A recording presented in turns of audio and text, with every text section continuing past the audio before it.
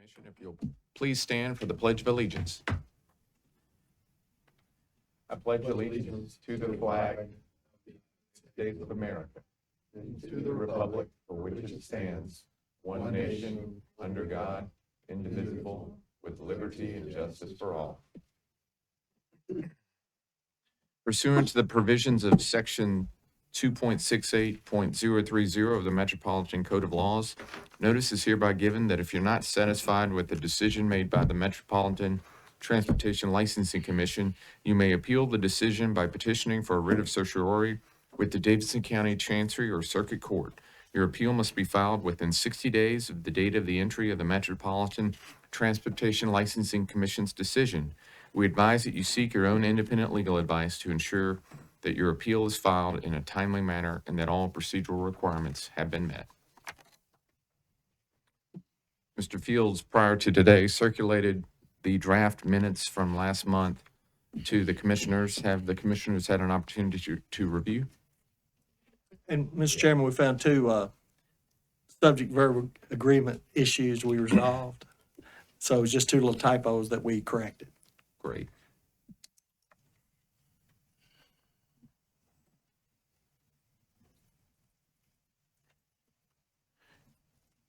Is there a motion regarding approval? Second. All those in favor? Aye. Motion passes. Next item on the agenda is a Connect Downtown presentation by Nashville Department of Transportation. Mr. Fields? I'm going to refer the Director of NDOT to introduce the program. Thank you. And of course, I have a piece of candy in my mouth, so thank you. I'm sorry. Thank you very much. Good afternoon, Commissioners. I'm going to actually invite Megan to come on up. No? Marty's going to start. Sorry, excuse me. Marty's going to kick us off on the Downtown Connect, and then we have a brief presentation to share. Thank you. Sorry, Marty. No problem. Good afternoon, everyone. Thanks again for the opportunity to give you a quick update on what we've been doing with the Connect Downtown and where we're headed. It's a quick update, like I said, and we'll have time for questions. And certainly if anyone has questions later, the email address is on here, and you're welcome to go reach me through Billy as well. But starting off with why we're here, we'll remember why we got to this, why we were wanting to do this study to begin with back in a couple of years ago, just addressing the questions of how we're managing the traffic congestion downtown with all of the growth, with all of the different uses going on, the different changes with whether it was bikes or bikes or scooters or walking, whatever it might be, that we had all these things going on with the growth and we needed to be able to manage it better. So on to the next slide, please. We, all of our sponsors worked together to come up with a scope of work that could address those issues. And we've hired one firm we've been working with for the last year or so on developing the program. And we start with next on the calendar. This is how we've advanced through the process so far, starting again back in January of last year. We've gone through defining the issues, defining the goals and metrics for evaluating our solutions, and then best practices. And we're now at the priority solution stage where we're out trying to socialize some of the solutions that we have identified as possible for the downtown area. And just going to the next slide here. This slide gives you a big overview of a lot of the different solutions that we're looking at. And the ultimate plan would be a mixture of these with a few others. But the reality is, if you go on to the next one, I forgot this was in there, but this slide is just representing that the traffic congestion, the issue of traffic congestion downtown and the issues that are caused by that, the solutions to that, better technology, better signals, et cetera, those all support all of these other ones as well, the other big moves as well. So on to the next slide, please. And so when I said big moves, I meant the high impact solutions. So these three categories are the ones that are the most critical for addressing our solutions. And the ones that, again, we're out with the community right now, will be over the next month or so focusing on specifically on these. But the priority loading areas, the transit priority corridors, and yeah, we'll get to it. But yeah, that's fine. But the priority loading areas represents, was responding to the problem that you can go on. Responding to the problem that just a lack of loading space or lack of priority for it. Maybe it's not in the right place where it needs to be, all that. And so the solutions, of course, we're reaching, we're that the team has come up with are, providing more dedicated space for delivery and loading and reducing those conflicts that are creating a lot of the problems, whether it's safety or just traffic congestion and loss of time and that sort of thing. But when we look at what other communities have done, and it's fine that you moved on, but in the DC area, they had a lot of success with their program in reducing some of the impacts of the loading by following some of the things that we're looking at here. Priority loading areas, if I can get my words right. These, and I'll show you a map in a second that identifies a few key places. It doesn't mean these are the only places where loading would occur. We would still have our typical loading areas throughout downtown, but it may be a little bit better organized. But these would be highly prioritized for that particular purpose. They could be flexible throughout the day and respond to the different things that are going on, whether it's the end of the day where we're talking about maybe the ride share, or the early part of the day where we're talking about deliveries and that sort of thing. Let's see. This map, and this is what we're showing the folks throughout our community engagement program this month and next month, looking at just very key locations, as you can imagine, around the tourist areas of downtown are most important and key for a lot of these priority deliveries and loading to take place. So that's what we're sharing with the community right now and getting feedback on. And that includes the group that we worked with on getting these lines on the map. And those are the people who are the stakeholders in that regard, the people who are actually making the deliveries, and the businesses who depend on receiving their goods at a timely manner and a safe manner. The next major impact solution would be transit priority corridors. And this is responding to the reality that transit gets bogged down in the same congestion that everyone else does. And the intent in addressing this is to make that more efficient, make that a more attractive alternative, and also give it the level of priority that it needs in moving traffic, considering that it has the capacity to move more than what single-family cars do. This represents transit-only lane or other upgrades to stations or stop locations that would be part of this, but primarily it's dedicating a space for the transit vehicles and associating the traffic signals and whatnot to be accommodating to that and make sure that they can get through downtown as quickly as possible so that they can stay on schedule, not just in downtown, but throughout the whole city, because this is the place where that bogs down primarily. We've looked at a lot of corridors. This is what we're showing the community right now as potential locations. And I'll mention when we get to the end where you can see some more of this information in more detail, as like we're sharing with the rest of the community. But we're asking people for their input on each of these options. What looks right, what works for it, what doesn't work. How do you feel it would address the problem of the transit being slow through downtown? So on to the next one, mobility lanes. This is building off of our bike lane network, or the bike lane network that we're trying to create in downtown, but is expanding it to represent other types of modes that could operate outside of traffic, like our scooters and whatever the next technology is that is in that same ballpark that would compete in car lanes with cars and being safe. So the idea of this is to provide dedicated space, reducing the conflicts. Go on to the next one, please. We're looking at a variety of corridors. This doesn't mean that, let me put this back on the screen here or describe the screen better. The options here are, again, just 3 different options for the community to give us feedback on. These would be the mobility lanes, but they don't necessarily mean that if you know of a bike lane that's not showing up in one of those, it doesn't mean those would go away. Just a basic bike lane. These would be, like I'd shown in the previous slides, more enhanced, better, safer for a variety of modes to use that would need to be away from the cars. So I think I hit everything on that. On to the next one, please. Just a reminder too that over the last year or so, we've involved a lot of people, whether it's by surveys, whether by engagement, and that's going to continue. This current round of engagement that we're in now, in about a week, there'll be a bigger push out from media and from our socials and whatnot to get people to participate in this next phase. And there's an online activity. There'll be a variety of events for people to attend where they can also participate. But this is what we've done so far. But moving forward, the ongoing engagement, again, like we were showing you those 3 maps, obviously they can comment on anything, and we're going to present the full picture. But the main focus is to get feedback on those 3 things: the mobility lanes, the transit priority corridors, and I knew I was going to forget it. What's the third one? What am I missing? Transit priority.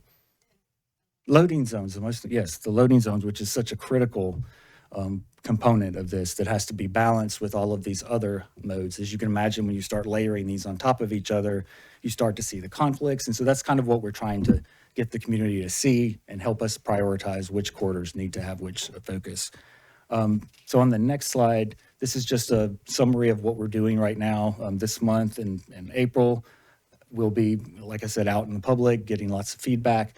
In May, developing the final plan. We'll socialize that plan in June and July. And the intent is for this to be complete and wrapped up in August. And so we can start implementing at that point. Are there any questions or anything I can hit on? Or maybe anything, Diana, to add to? No, thank you, Marty. I appreciate that. So really what we want to do now is kind of dig into the request that we made almost a year ago on a moratorium until we got to this point. So we wanted to give you an up-to-date where we're at and next steps. But we do have, as part of Connect Downtown, we've been collecting a lot of data and information. And one of the things that we looked at is what is the impact that different vehicles that are under your regulation by this commission are affecting how traffic is moving. So we want to give you an overview of what that looks like and feels, just so that you have the information and understand what the data is telling us. So at this point, I'm going to invite up Megan. And Megan, forgive me, your last name is? Sigler. So Megan is with KCI. They've actually been our vendor that's been under contract with, forgive me, I totally just went brain dead. Nelson Nygaard, thank you. With Nelson Nygaard, who is our contractor on the overarching project. Just totally drew a blank. So I'm going to turn it over to you and let you take it from this point, and then we'll be ready for any discussion or questions. So thank y'all for your time.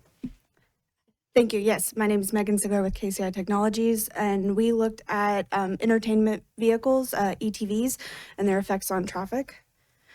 And so there are currently 87 active permits for entertainment transportation vehicles, and the purpose of this was to determine if the number of those permits should be reduced. In order to do that, we isolated a study area, as shown on the screen, from Commerce Street to Demonbreun and from 8th to 1st. We felt as though this is where they are most active, where they're going to be doing the most pass-bys. So in order to do this modeling, we used PTV Vissim, which is a micro simulation modeling software, and it uses random number generation and probabilities to anticipate drivers' decisions, such as traveling speed and turning movements. That's not the only thing you can input to decide, but that's the biggest ones. And it allows for evaluations of networks rather than just intersections. So we use Synchro and Vistro as well, and those are more intersection based, but Vissim allows us to look at networks as a whole. And so in order to run this, we did some assumptions. We modeled the ETVs as buses with a 85th percentile speed or max speed of around 15 miles per hour. And then we also lowered acceleration and deceleration rates, just knowing that these vehicles are not speeding up as fast or slowing down as fast as even regular buses are, because they don't want people to fall over. And then we also modeled, for every one ETV, we modeled 2 routes per hour. Just knowing that they're not going to drive down Broadway once and then leave the network. So we wanted to give them a chance to do a couple of pass-throughs. In order to determine the volumes, we looked at the TDOT average daily traffic. So TDOT goes out every year and collects traffic, and they do 24-hour counts. And so we looked at the 24-hour counts. Since these vehicles are not allowed to operate between 4 and 6, we wanted to figure out what the off-peak peak is. And so we found that that was between 3 and 4 p.m., so right before the p.m. peak starts at around 4 p.m. And so those volumes, based off of ADT data or TDOT data, were about 14% lower than the p.m. peak. Also, we wanted to look at, since we know that Friday downtown tends to be really big generators, we wanted to see what the effects of Friday. So weekdays are typically Tuesday, Wednesday, and Thursdays. That's when we seem to find the most what we call average traffic. So we also wanted to look at Fridays, because we know that Fridays are going to be busier, even outside of that off-peak. And so we ran volumes at 20% higher than the PM peak volumes.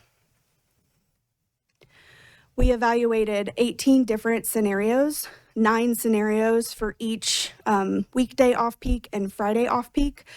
And so we did a baseline of no ETVs, and then we added ETVs in increments of 10. And when I say 10, that's the 10 permits, so it's actually the 20 per hour. And we ran each one of these scenarios for an hour, and then we repeated that 5 times, and we got the average of the 5 runs. And so we found that for the weekday off-peak, we noticed that as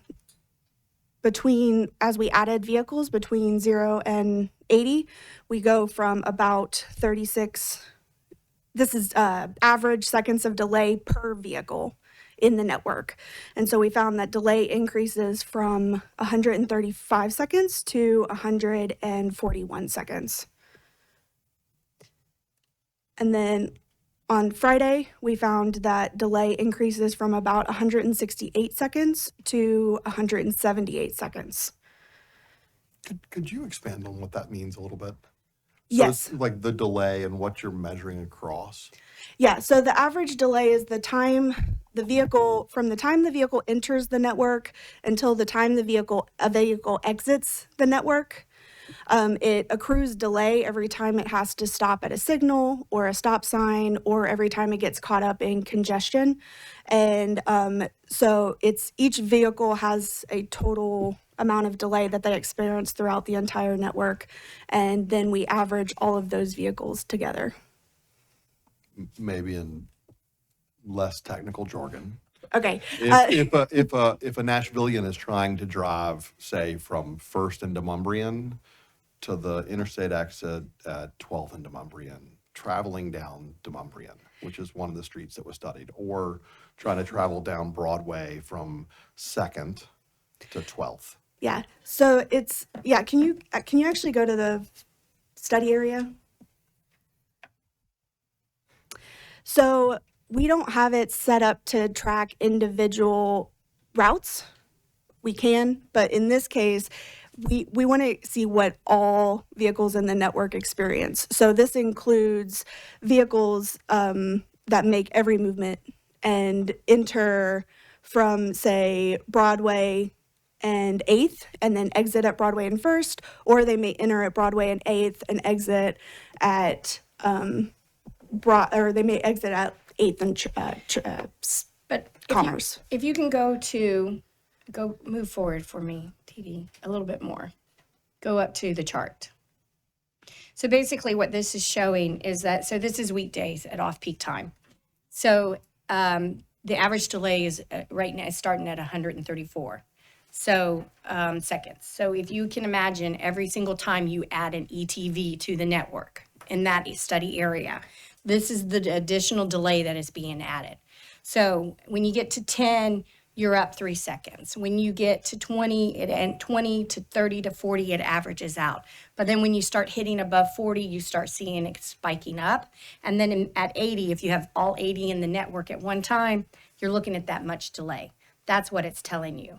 So basically the minute an ETV, and please understand the ETVs are your sightseeing and are your entertainment vehicles. We couldn't separate the two. No matter what, the minute something enters into the network, it's causing a decrease in the amount of people moving. Now, please keep in mind, this is based on a trip. So when you start adding your car, ETV, sightseeing and all of that, it combines all of these delays together. So even though it's only reflecting a certain second, you have to accumulate those seconds. And then just slightly going back up to 70 before it starts rising again? Yes, so it does have a That's drop. big drop It does. in the delay. And that's just the way it gets modeled. So really, when you look at that though, it's an average. So really, it's an anomaly, yeah. So, but it does then begin to spike up. So we know 80 is causing this major spike. And then if you go to the next one, you can see here, it's kind of like a steady climb. Now, Friday, Saturday, and Sunday, TDOT right now does not collect weekend data.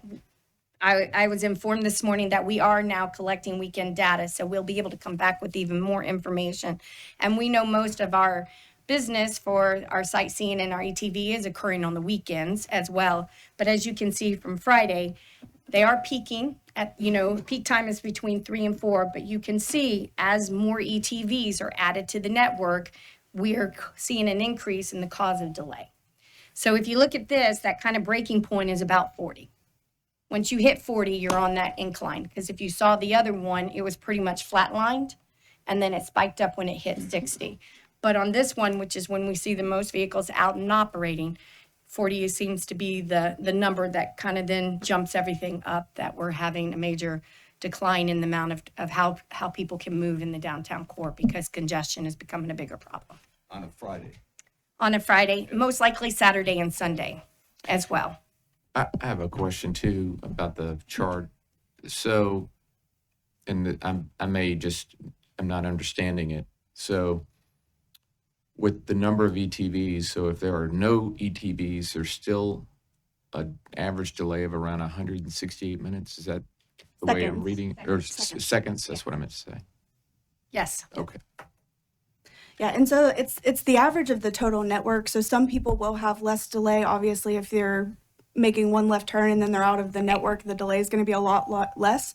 But then we're also going to have vehicles that experience more because they are making longer routes through the network. Looked like your next slide kind of summarized everything on the very first paragraph there. Yeah. Yep. Talking about 8 seconds per vehicle on weekdays and 10 seconds per vehicle on a Friday. Yes.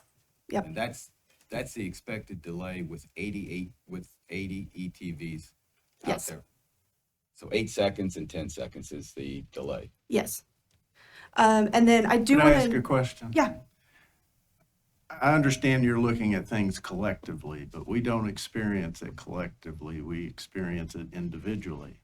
And that's only about a 5% increase in travel time. Is that approximately correct? Approximately. Who's going to know? I mean, we look out and we see the ETVs and everybody else and say they're holding me up. But 5%, who's going to notice that? So I think that we're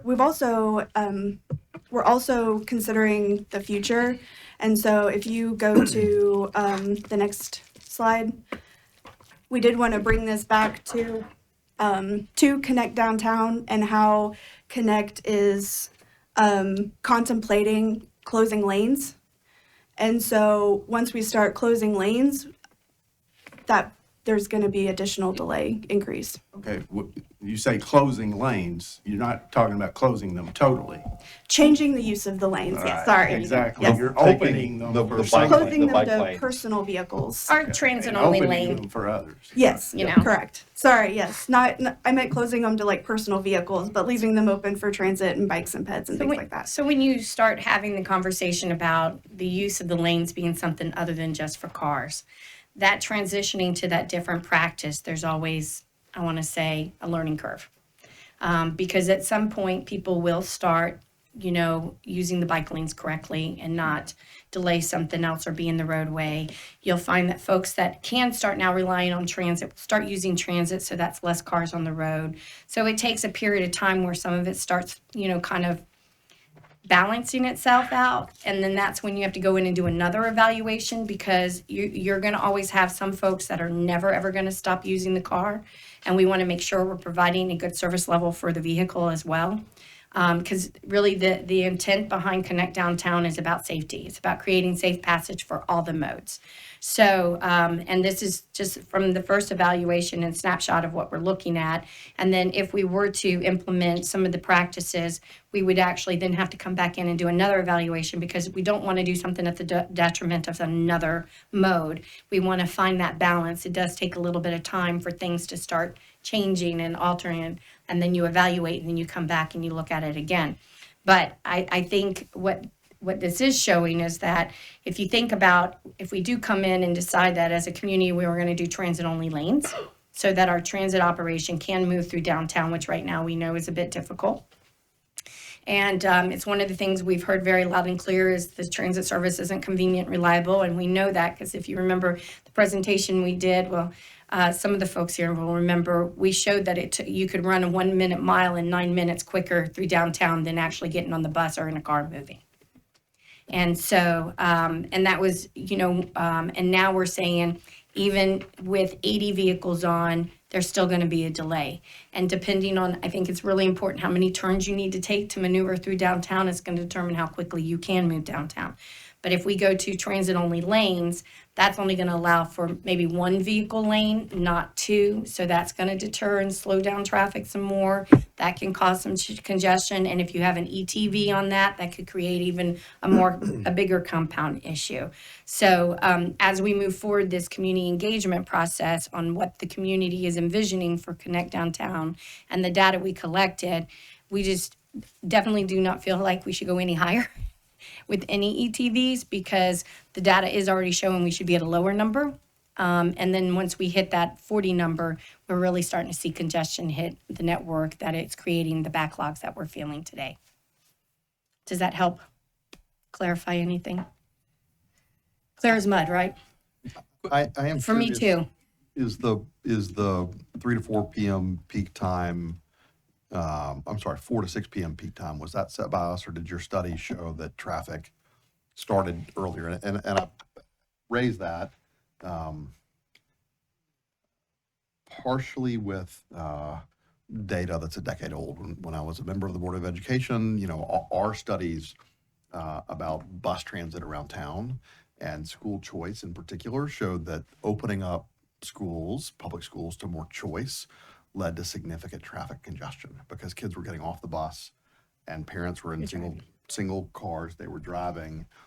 Peak time was starting at 2 so that somebody could get to the school by the 2:50 or 3 p.m. pickup. And I'm just curious, have we studied when traffic begins to peak each day, and do we need to revisit peak time? So the 4 to 6 was set by you guys. There was a study done back in 2018 that kind of pushed that to not allow between the peak time. 4 to 6 is what's considered to be the standard peak time everywhere. But we do notice, we're already at 84% of peak traffic by between 3 and 4.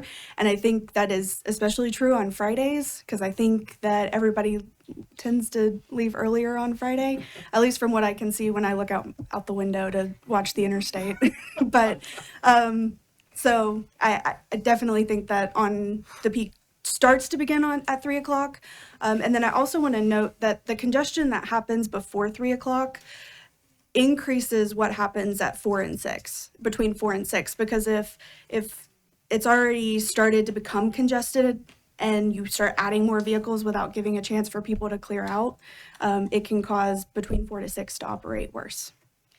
I'd be super curious relative to the peak time start hour at 4, and as we're thinking about the operating hours of these vehicles, the impact that happens, number one, but then number two, if there could be an addition to the study before either reauthorization or certainly before we get to this summer, that looks at the impact through this study of closing Broadway, redistributing the 20,000 plus cars that travel across Broadway every day to 2 lanes on Demumbrian, 2 lanes on Church, 2 lanes really on Second, is going to have a major impact to how traffic circulates in the downtown area. I agree. And so I will share with you, Commissioner Hayes, right now, they are collecting data.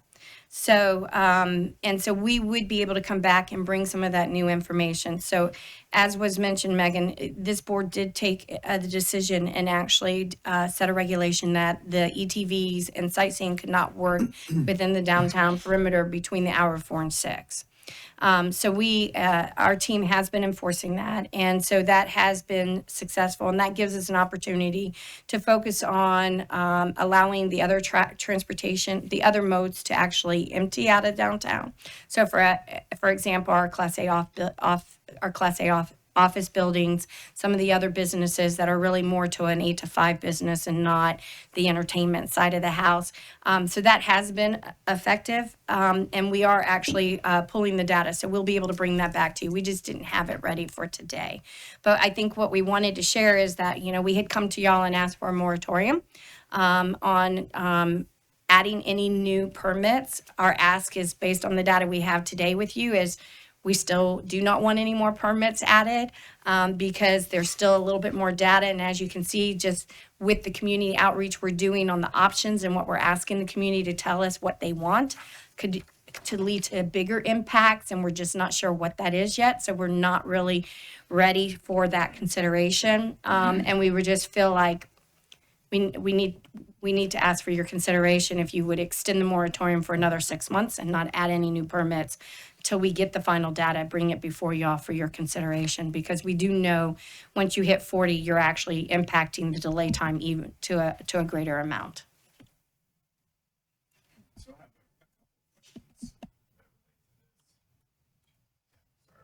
Appreciate that. All right, so I have a couple questions that relate to this, and I'd like you to go back to that slide that shows the delay per vehicle. And as we look at, I think it was the 8 seconds per vehicle during off-peak, and was it 10 seconds per vehicle during peak? Was that correct? There was a summary slide that kind of, yes, that one. Yeah, we classify, even though Friday is technically a weekday, we don't think of it as a weekday in Oh, I in don't think traffic. of it as a weekday either. I work in the Truist building downtown, and I'm right in the thick of this, both in terms of getting to work and getting from work. And in fact, I've increased the number of days I work from home because of the congestion, the utter disaster that it is to get to the office.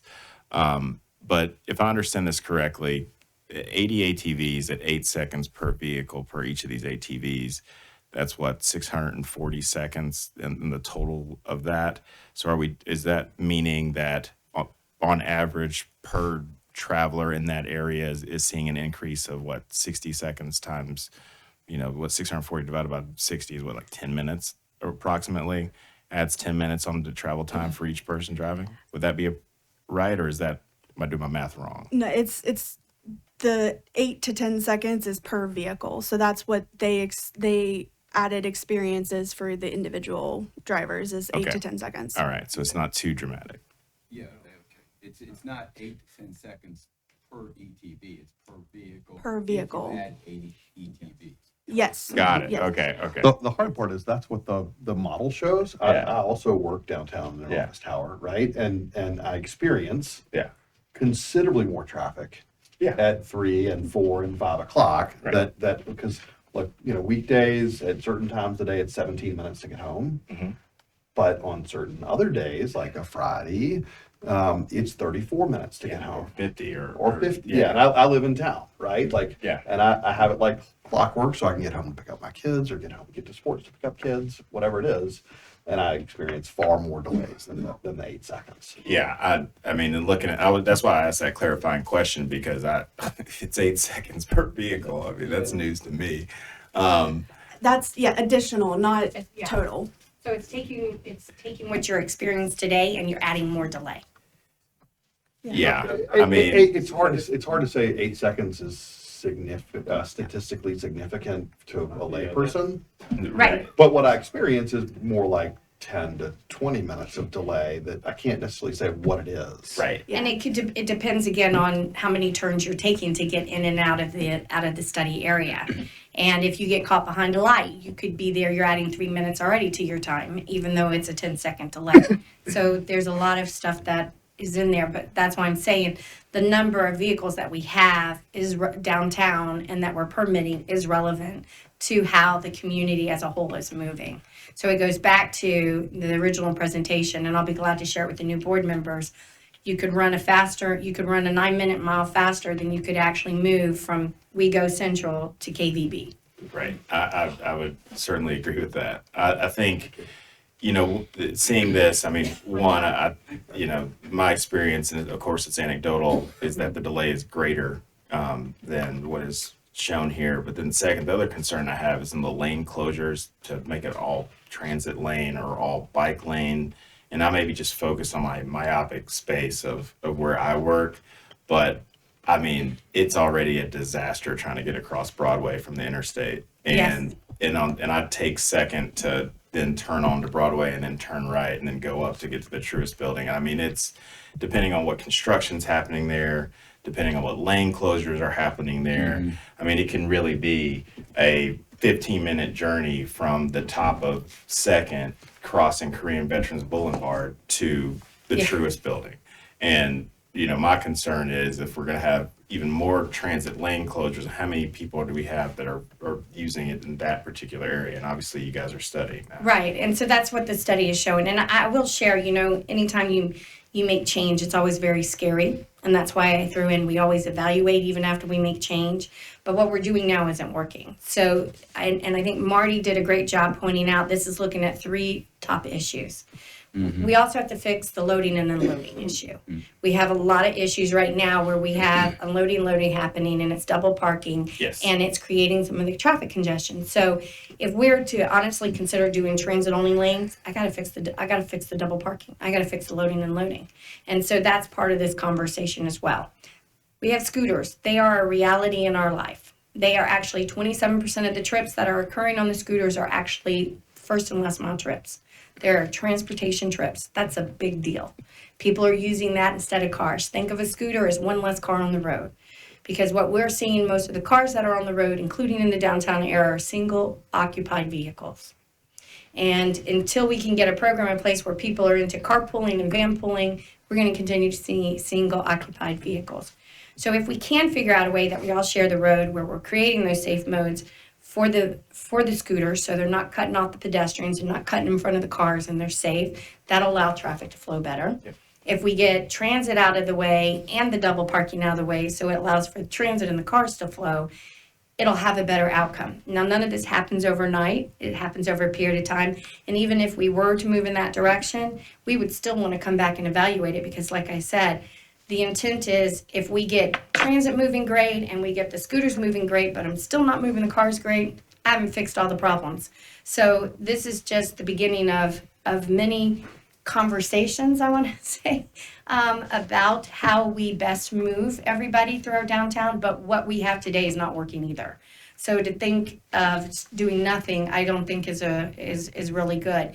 I do know based on the data that we are sharing and we're and offering up, adding more of the slow-moving vehicles, whether it is the ETVs or the sightseeing, and I'm going to throw in the pedal taverns here, the horse carriage, the pedcast, those are all slow-moving vehicles. They're going to continue to add to the delay time of us being able to move people in and throughout our downtown core.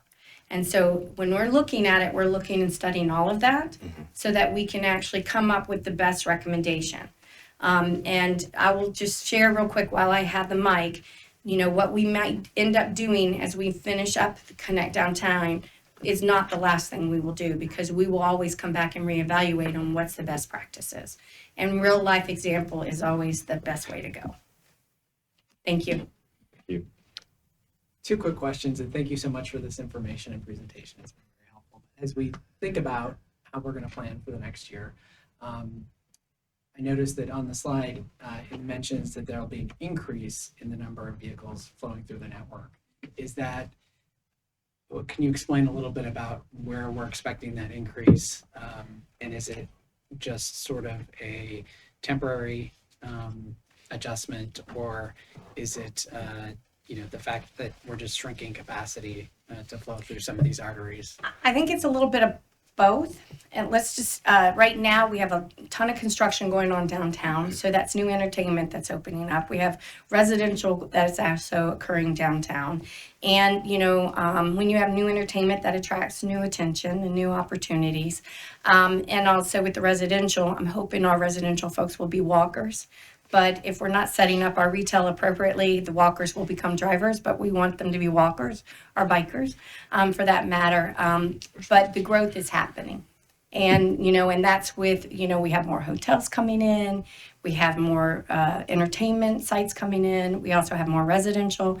All of that is going to be part of the growth aspect, as well as if we do move in a direction of changing how we use the lanes, that is going to also scrunch the capacity for just cars, but it opens up capacity for the other modes. It opens up the capacity for the transit that people may decide not to get in a car to use transit. It will open up the capacity that people will feel safe, so maybe more people will get on their bicycle and their scooter to use that as another trip versus a car. So it's just trying to figure out that balance. Transportation, I always tell everybody, my biggest challenge is finding that sustainable balance in transportation so that it works for everyone. Not at the peak, because I'll never get there, but at a majority. It's a good way to put it. But Gotcha. right now, we've designed every road for a car and not really anything else.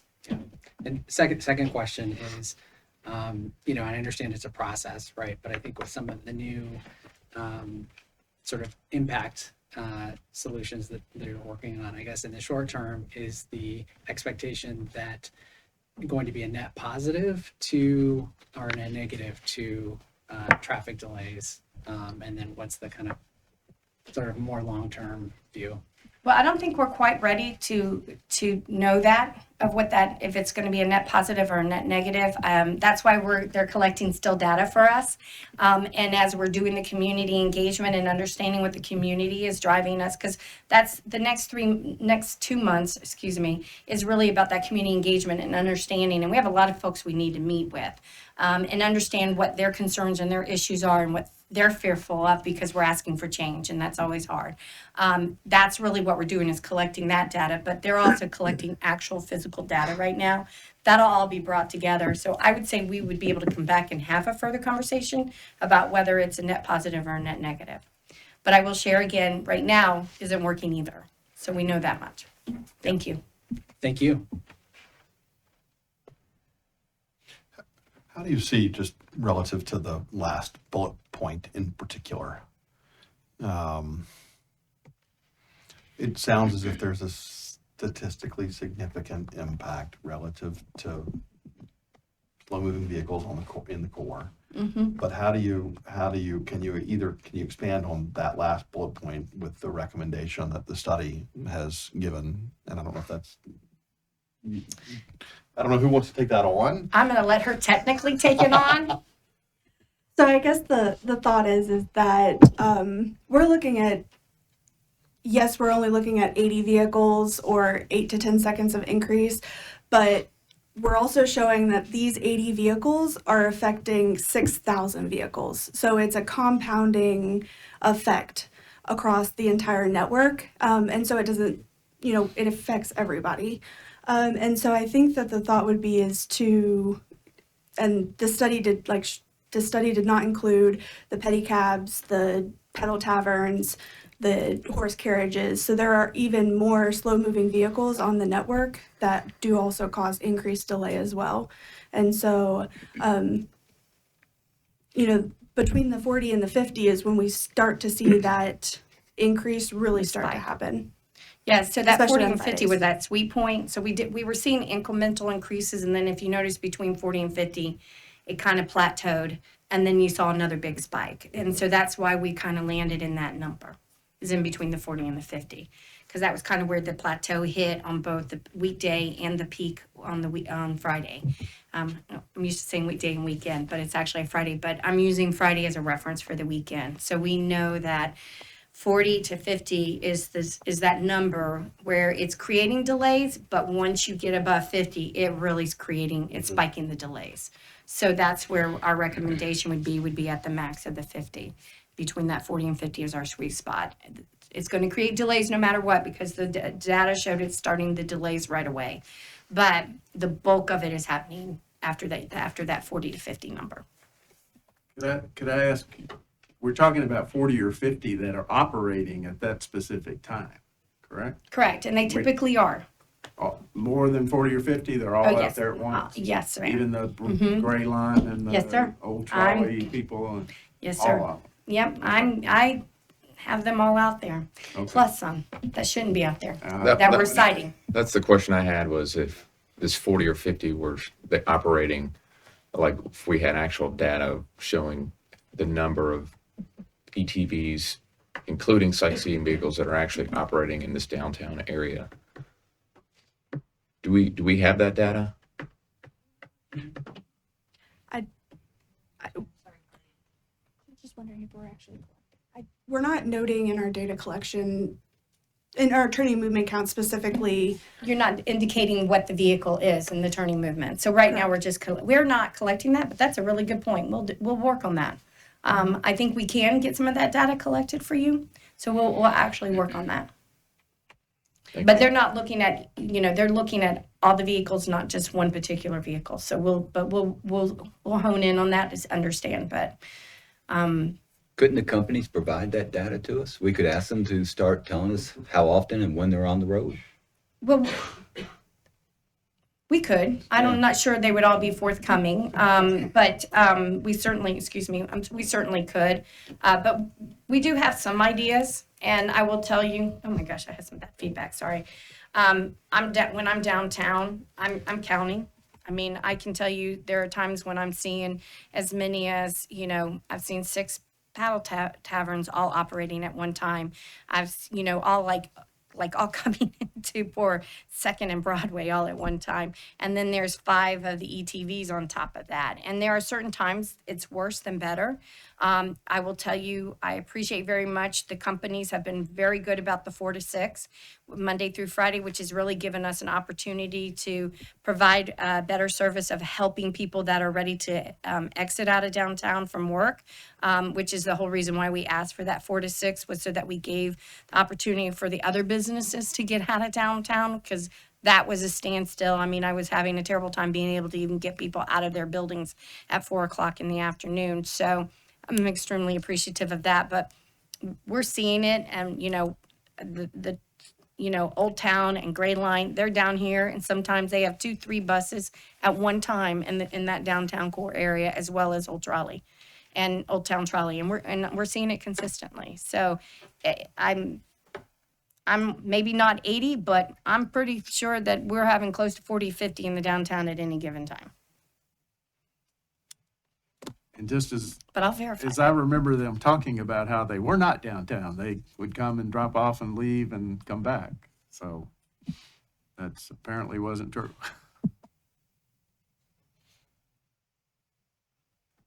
I guess the last thing that I would kind of comment on or ask about with respect to the double parking issue that we talked about, because I experience the double parking issue every day. Is it, I'm sure the study has looked into this, and forgive me if I'm retreading plowed territory here, but is there a kind of a halo or restricted Uber drop-off area that's possible? So that is, so I think on one of the slides that Marty actually had, I don't know if you can go that far back on the, a little bit further. Stop there. On priority loading areas. When we're talking about priority loading areas, this isn't just for deliveries. This would also be for Uber, Lyft, taxis, even the sightseeing, for example, it would be time controlled. We would be able to do it so that we wouldn't have that double parking issue. It would be working with our Uber and Lyft and our cab companies on geofencing so that we actually have people that know that they have to go to this area to be picked up and they're going to be dropped off in this area. So that's why we are focusing on the priority areas, understanding this is a lot of our traffic congestion too. So it is part of that we are actually looking at and how we can hone in on it and make that actually work as well. Okay, great. I'm just curious too, before we go off of the study and before you leave, is it possible to come back to us or without us, proactively look at the impact of this Broadway bridge closure, July, August, September, right? Where we're going to try to redistribute 20,000+ cars a day into much smaller streets and either enforce policy from your office's standpoint on maybe that's a good time to revisit what pedal taverns and ETVs and horse carriage. That we actually look at shutting it down. Yeah, well, or more tightly constrict the hours or limit it to weekends or something. I don't think that a lot of Nashvillians yet are really focused on the practical impacts that Yes. or the inconvenience that they're going to face, right? And it'll be amplified significantly. Yes, sir. Actually, yes, sir. I will make sure we do that, and we'll bring that back before you. I would say in May, I think we could have something back to you, what that impact would look like for consideration if y'all want to set up restrictions that would limit how many we do have downtown during the construction of Broadway, knowing we are moving 24,000 vehicles off of Broadway onto other roadway networks because of the bridge closure. I do want to talk through with legal, because I want to make sure I do not put y'all in any legal situation either. So if you wouldn't mind giving me until May, we'll pull together some of that data. It won't be part of Connect Downtown, so in fairness to Beth and Megan up here, that'll be something that we'll run out of our office, and then I'll run it through legal, and then we'll have something back before y'all in May, if that would work. Works great for me. I'm thinking about all the operators who may be selling Yes. tickets or passes or something now, and look, they're subject to weather and they're subject to all sorts of things. Right. But I don't know if it has to come back before us at all. I'm hopeful. I don't know. I'll talk to Teresa and find out if it does. And if it does, I'll try to get it back to y'all as soon as possible to be respectful to the businesses, because that's a very valid point. Because a lot of them are booking 90 days out. So if there is going to be a change in what we're going to allow on the roadway network in the month of July, once they close it down for that 90 days, they want to put it up there now that says, or we may ask them that they be out, might say in this particular zone during this time because of the bridge construction, you cannot operate in this zone. And that'll give them the opportunity to operate somewhere else. So we'll work on that. Thank you. Thank you. No, thank you. That's a very good point. So thank you Yeah. for bringing that, highlighting that. And it is starting the bridge closure in July 5th. July 5th. July Yeah, 5th. day after Eight, fourth. 8 to 10 weeks supposedly. Yep. And then Basically 3 months. Your question was, do we have the authority to restrict that, or she wants to take that to legal? I need to take it to legal. I don't want to get us, any of us in legal in a bad way. My recollection of what we passed gives staff a lot of ability to enforce or to, maybe not enforce, but to set routes, to set times of operation. To where if you find out through your internal analysis, right, that a week from now, you find out that this is going to be, because we've done a traffic study, the traffic study shows that it's going to be catastrophic, but that if NDOT does X, Y, and Z, we can get ahead of it. And I think that would be really respectful to the businesses that are trying to sell tickets, for them to know that there's a problem.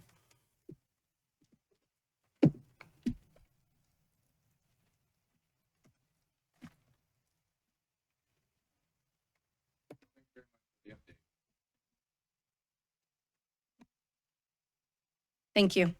Thank you. Appreciate it. Thank you, Megan. Thank you, Beth. Thank you, Marty. We have several items on our consent agenda this afternoon.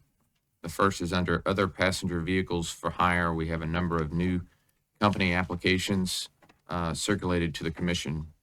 Mr. Fields? Yes, sir. If you like, I'll be happy to read them in for the minutes. New company applications, either other passenger vehicles for hire, so OPVH, First Elite Pro Transportation, A-Class Service LLC, Al Shami Transportation, Ayub Transportation, Big Star Limo LLC, DeWitt Limo, Destiny Limo LLC, DJC Music LLC, doing business as Donnie Lee Tours, 11 Star Transportation LLC, EAM Limo Service, GMS Investments LLC, doing business as Your Transport HQ, JAZ Transportation, Legend Transportation LLC, Luxury Black Ride of Nashville LLC, Mario Limo of Nashville, Murfreesboro Limo Trans, Powell Transportation, Princess Luna, Rex Limo, Shiraz Transpo LLC, Smooth Rides, Top Limo, Transport Services, Montilla Pena LLC, TZ Livery, Eureka LLC, VA Luxury Transport, Vico Limousine LLC, and Vroom Transportation are OPVH companies that have applied, and their applications are in order.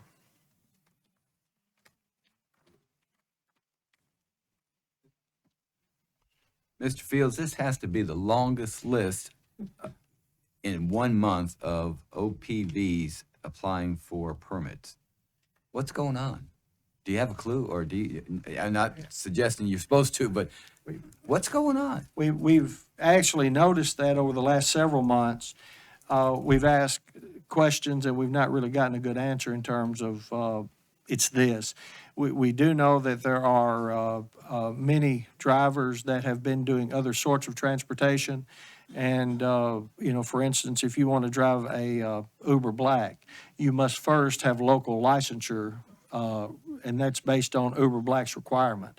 So many of these companies appear to be in our conversation, anecdotally anyway, that they're Uber Black drivers. I think some others are going to be taxi cab drivers that have just gotten out of the business. But I think, and I don't like to use the word the gig industry, but the truth of the matter is there have been so many changes over the last 7 or 8 years in terms of personal transportation and passenger transportation in vehicles like this that we've just have seen, especially in the last year or so, just a drive upward. It seems like every black SUV I see downtown is one of these CB vehicles now. Yes, sir. So, any idea of what impact this is having on traffic? I could not answer that. Yeah. The good news I can tell you is that with Uber and Lyft, we have no authority one way or the other over insurance and background checks. So what I can tell you is all of these people have had background checks. I know that they've got $1 million liability insurance for their company and $1 million single incident insurance that we know they have. And I'm not questioning any of the other companies that operate, but I do know that these have been vetted and we feel comfortable with that. Maybe for the benefit of some of the new commissioners, could you explain why we don't have the authority over Uber, Lyft anymore to regulate them and require insurance by them? When Uber and Lyft, And also maybe explain how much time we spent trying to set regulations for them. when Uber and Lyft entered the market in, I think, 2015, we entered conversation and negotiation with both Uber and Lyft as transportation network companies. Nashville was the first city in the country to be able to develop a relationship with those companies at the airport. We were probably the second city in the country to actually establish and have approved regulations that would license and regulate Uber and Lyft and other transportation network companies.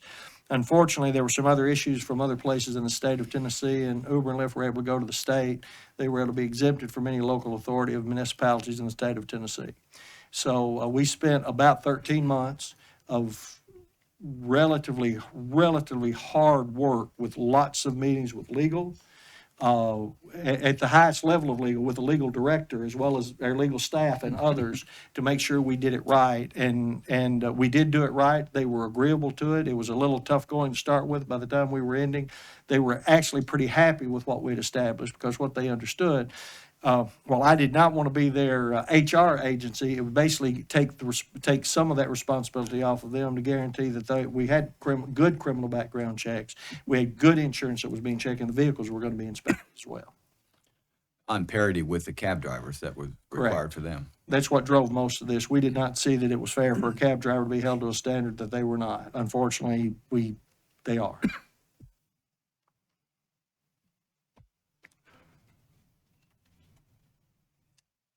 I'll go ahead and make a motion to approve the OPVH new company applications en banc, or just all of them that are listed there and read off by Mr. Fields into the record.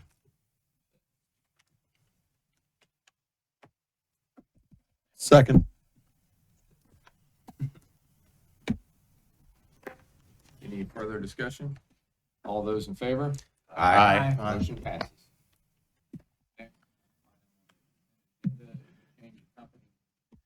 Excuse me, let me turn my mic on. Next item on our consent agenda is a change of company address for Ricky Duke to 2010 West End Avenue, number 0912, Nashville 37203.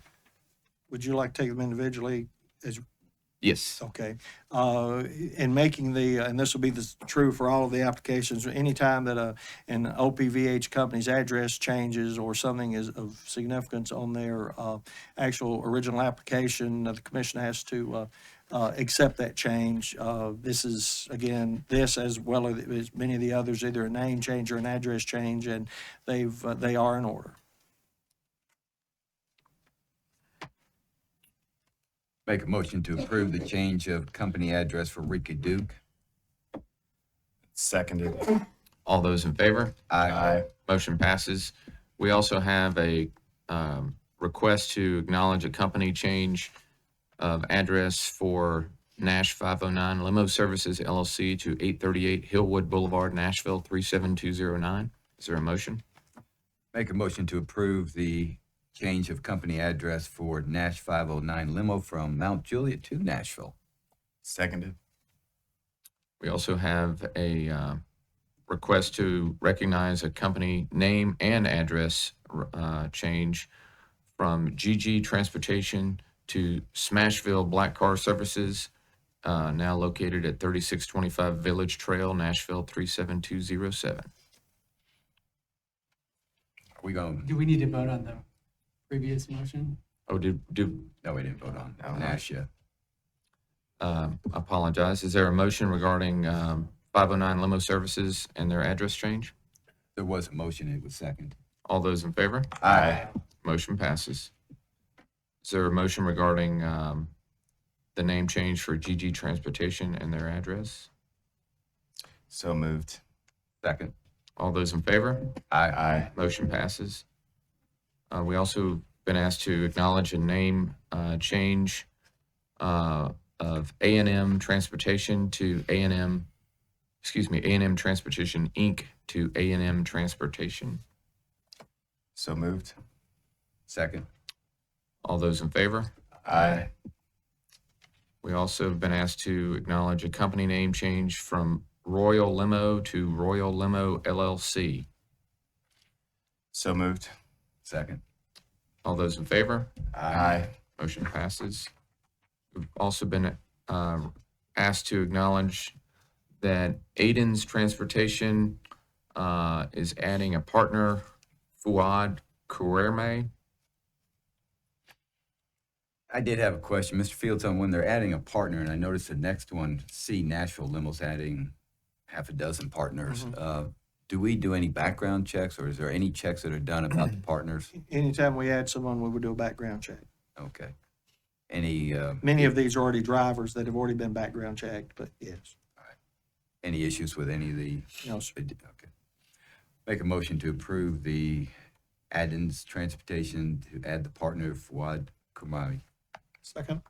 All those in favor? Aye. Motion passes.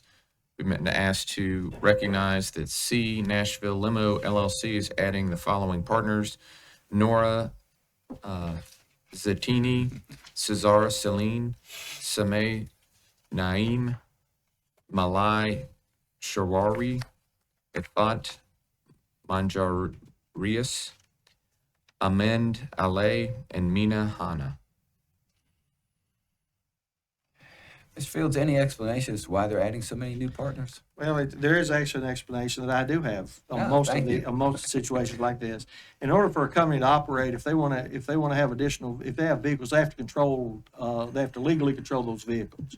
So in other words, if I wanted to own a company and I want all these people to drive under my name, there's no way they can, because I don't control them. However, if they become partners of the company, then their partnership, this becomes a part of the LLCs that they're of, and then the vehicles are then legal or compliant with the local ordinance in 674. All right, I make a motion to approve the request by C Nashville Limo to add 7 partners. Seconded. All those in favor? Aye. Aye. Motion passes. Under the category Entertainment Transportation, we've been asked to recognize that Rowdy Bus LLC wishes to add partner Noah White. There's a little different explanation, I think. It's just a matter of, they've suggested that they'd like to add him as a 25% partner. Turner Crest would continue to have 50%, Chase Barker would have 25%, and Noah White would be added with 25%. Well, other than the name Rowdy Bus, I'll make a motion to approve the request to add Noah White as a partner. All those in favor? Aye. Motion passes.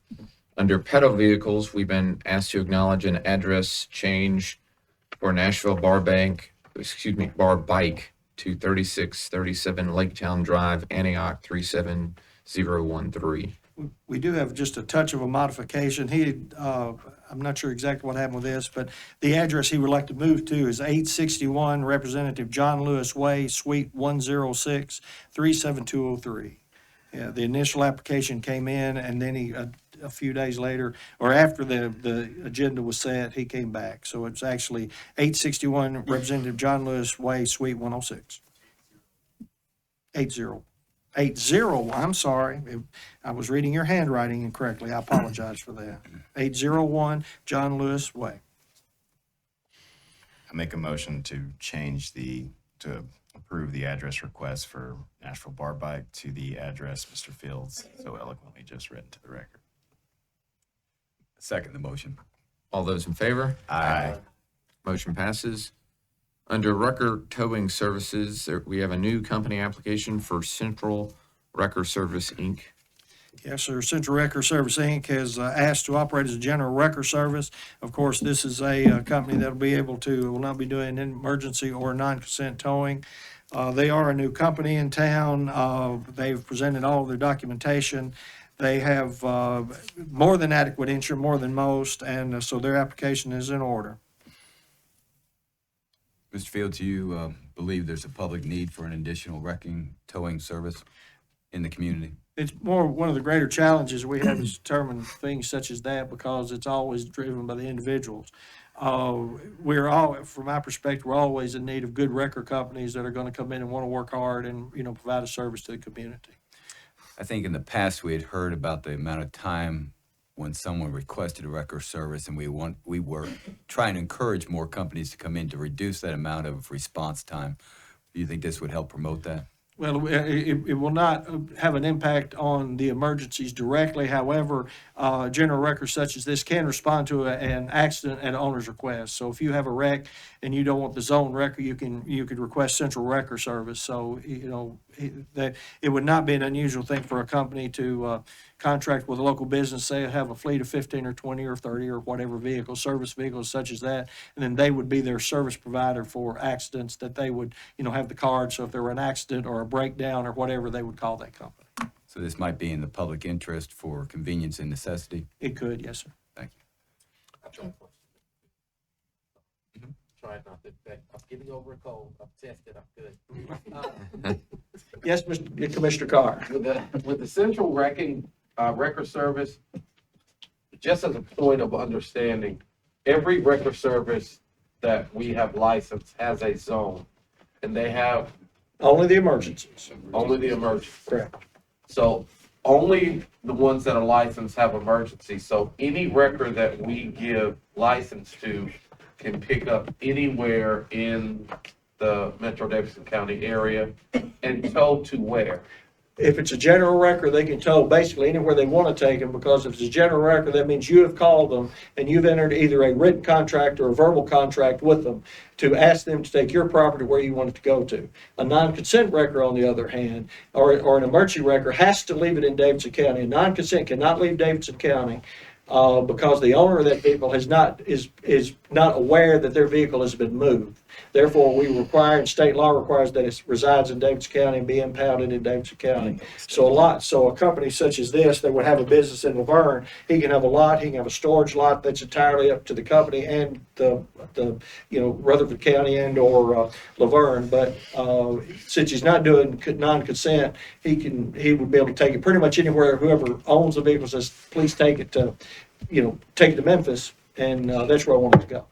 But he is not required to actually have a tow in line. Absolutely not. Okay.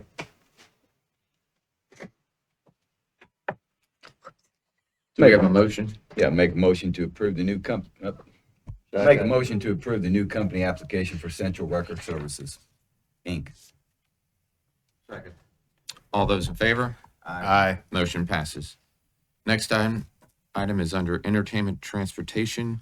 We've been asked to review ET driver application for Clayton Arnold. Mr. Fields, is this under the consent agenda? No, it's not. We actually, it would be, in this particular case, he cannot be here present. We had a call earlier today, he could not be here. But it also opens an opportunity that, for me, with your permission, He neglected to put a DUI that was from 2010. It would not affect whether or not he is a driver or not. In terms of qualifications, that would not impact he is qualified. What he failed to do was list it. One of the things you've asked over the years, if somebody leaves something out, is you'd like to see it. One of the things I've not asked you lately, we will certainly continue to bring whatever you ask us to bring to you for review. In a case like this, it appears that he just failed to list it because it was 13 years ago. I didn't sense any deception, and I'm not saying we should approve. I'm just saying in the future, we will keep doing what we're doing, but in a case where a driver, it will not impact whether or not he's approved or not, unless you believe he's deceptive. I have the authority to go ahead and approve them rather than bring them to you meeting after meeting. We don't have a lot, but I did want to at least give it to you to tell me if you wanted me to continue doing what we're doing. Question for Mr. Fields. Why was he unable to attend today? He had to be out of town. Something happened and he called this, that's, at least, I think that's what I understood. I didn't speak with him directly.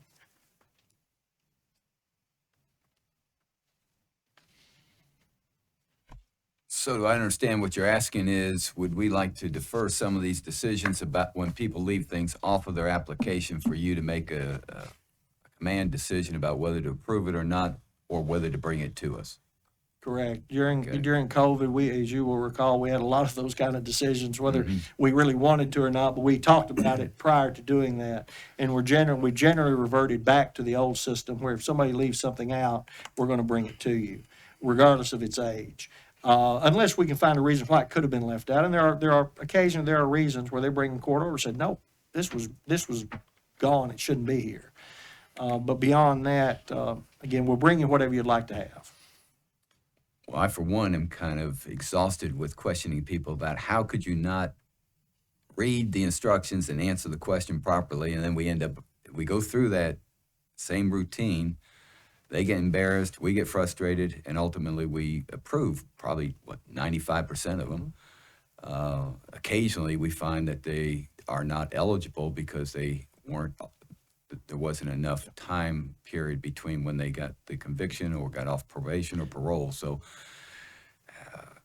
oftentimes through your hearing, and I think you're right, what'll happen is something will come out that was not visible through our process. But those are the conversations staff has with them every day. Say, how could you forget that? Yeah. And they will tell us. And so anyway, it's your decision. do you feel comfortable taking on that responsibility to screen these?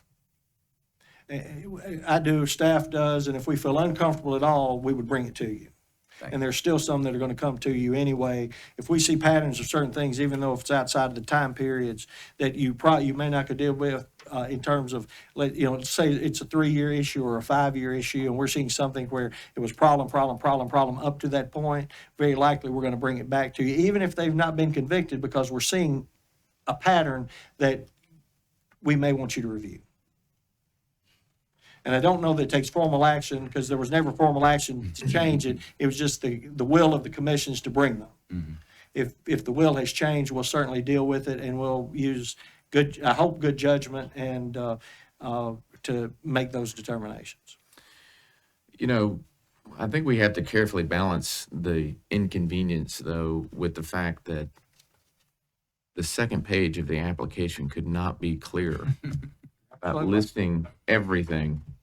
And I frankly don't care that the DUI in this instance was in 2010. I mean, should have been listed.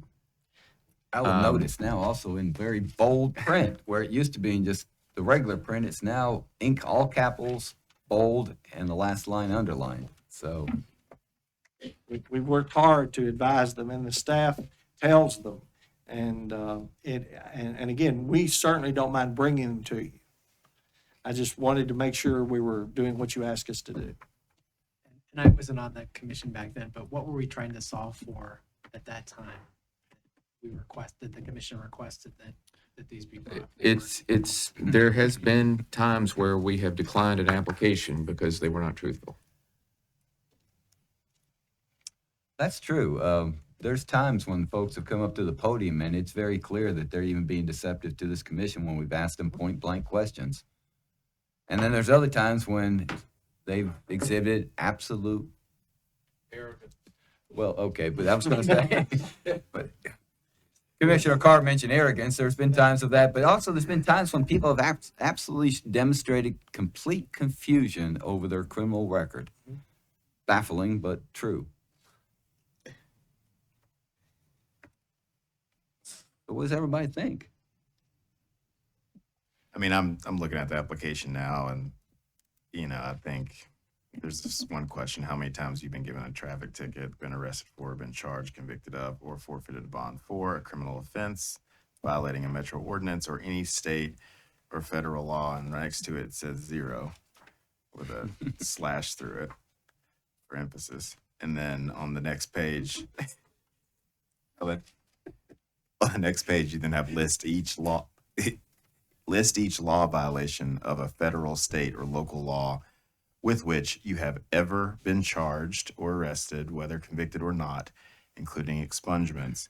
And that part from charged or arrested onward is bold and underlined. In this case, the call of the question clearly requests that information. My concern is with truthfulness and candor before this commission. I think it's very clear that it should have been disclosed. I'd like to know why it wasn't. We will, assuming I'm hearing the commission, we will continue to do what we're doing. That is bringing them before us. We're going to be bringing them to. Okay. So do we want to just defer the decision on this until Mr. Arnold can be Yes, before us? we can Thank you. defer that till April. Wait, till we've got a really busy agenda in April. Since he didn't show up, and I appreciate the fact that Mr. Arnold did call in, I think we need to defer him to May. we can defer to May.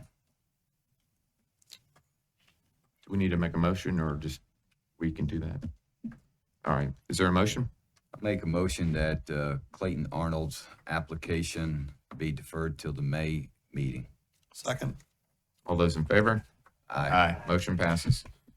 We've also been asked to, under entertainment transportation, to reconsider company applications for Big Green Tractor and Music City Nightlife Party Tours. This was deferred from October 2022.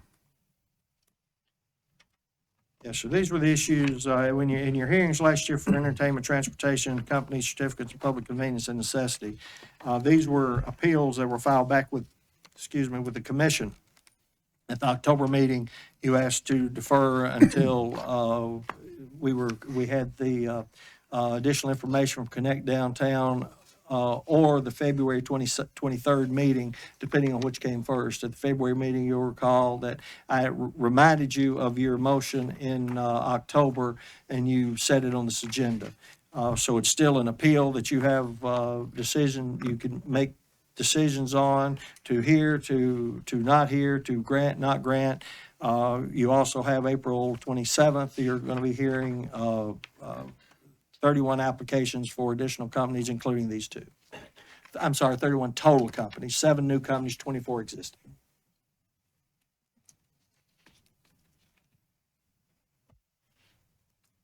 Are these the matters that NDOT's asking us to put a moratorium on?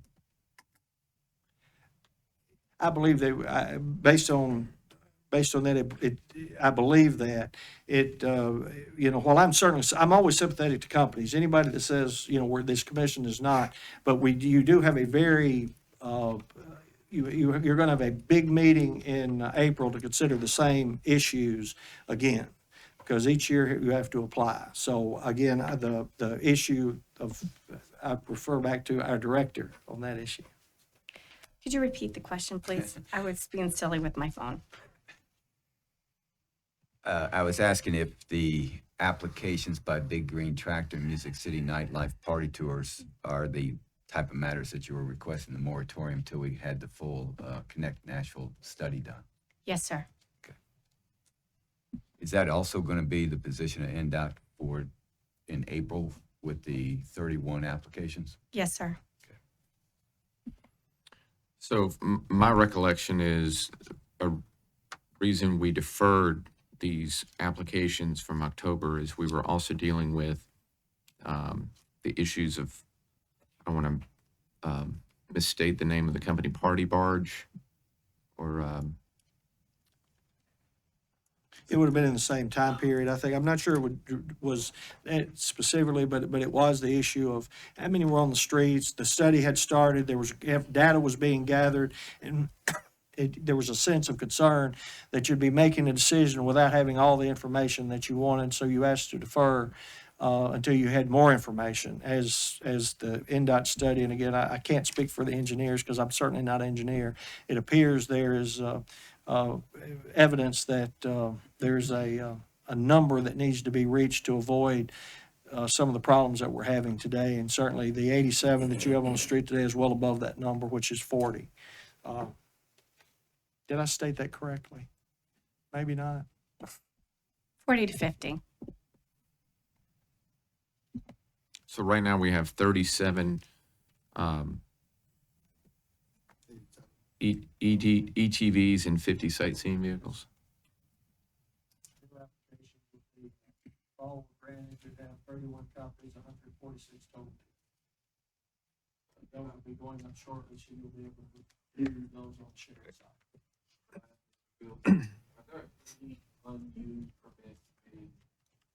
That have been returned to the office or have been revoked or not being used at this time? Your initial approval last year on June the 29th was a total of 89. In December, you revoked 2 of those, which lowered the number to 87. So there, again, your initial finding was 89. You reduced it to 87 through revocation. Again, there's lots of ways to look at it. The answer specifically, yes, there were 89, now there's only 87. Anything below the 87?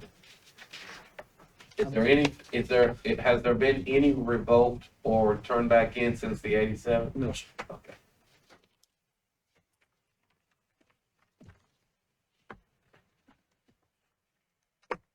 And Mr. Holloman is present, and I suspect Big Green is available as well. Mr. Holloman? Thank you, members of the commission. I represent Nightlife, and my recollection was that the decision focused around the fact that there were potentially going to be 2 permits available from the cap that you had previously set. And that's what we came and requested, and then I think we were put to this meeting here. And so all we're asking, and it's for a very short window, but that he be granted one of those 2 slots that came available after the other 2 permits were surrendered. He understands that he still has to go back through the process, just like everyone else, in April. But our understanding was that that was the cap that had been set, and therefore 2 permits were available. And that's what we're asking, is that he be able to have one of those permits for the next 30 days until the next meeting. And then he has also applied going forward for a permit for next year.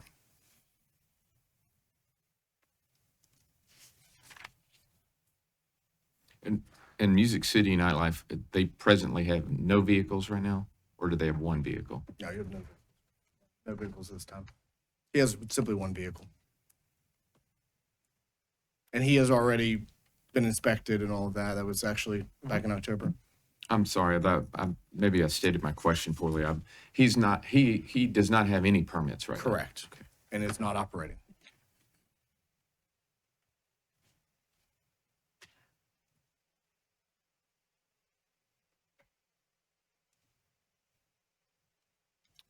Anything further? That's all. Thank you.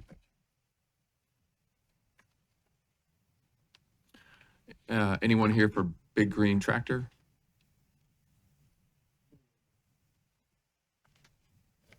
I didn't hear what you said.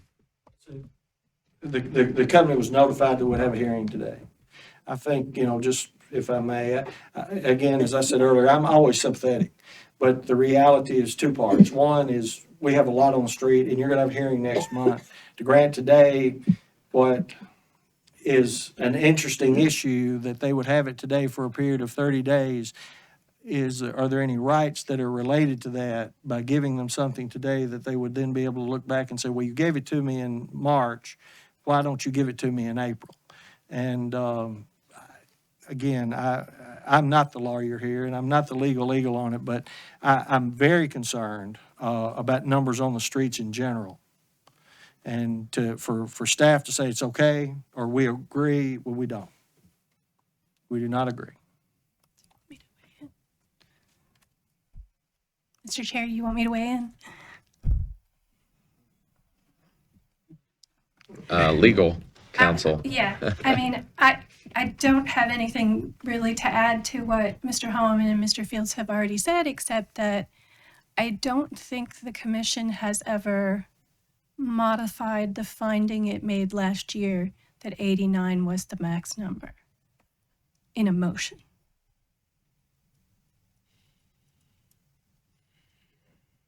So you're saying that we need to decide that 87 should be the number now? No, I'm just saying I don't think that that was ever decided previously. And there really appears to be a recommendation from NDOT that 40 to 50 is the number, not 87. I mean, that's what the data showed today.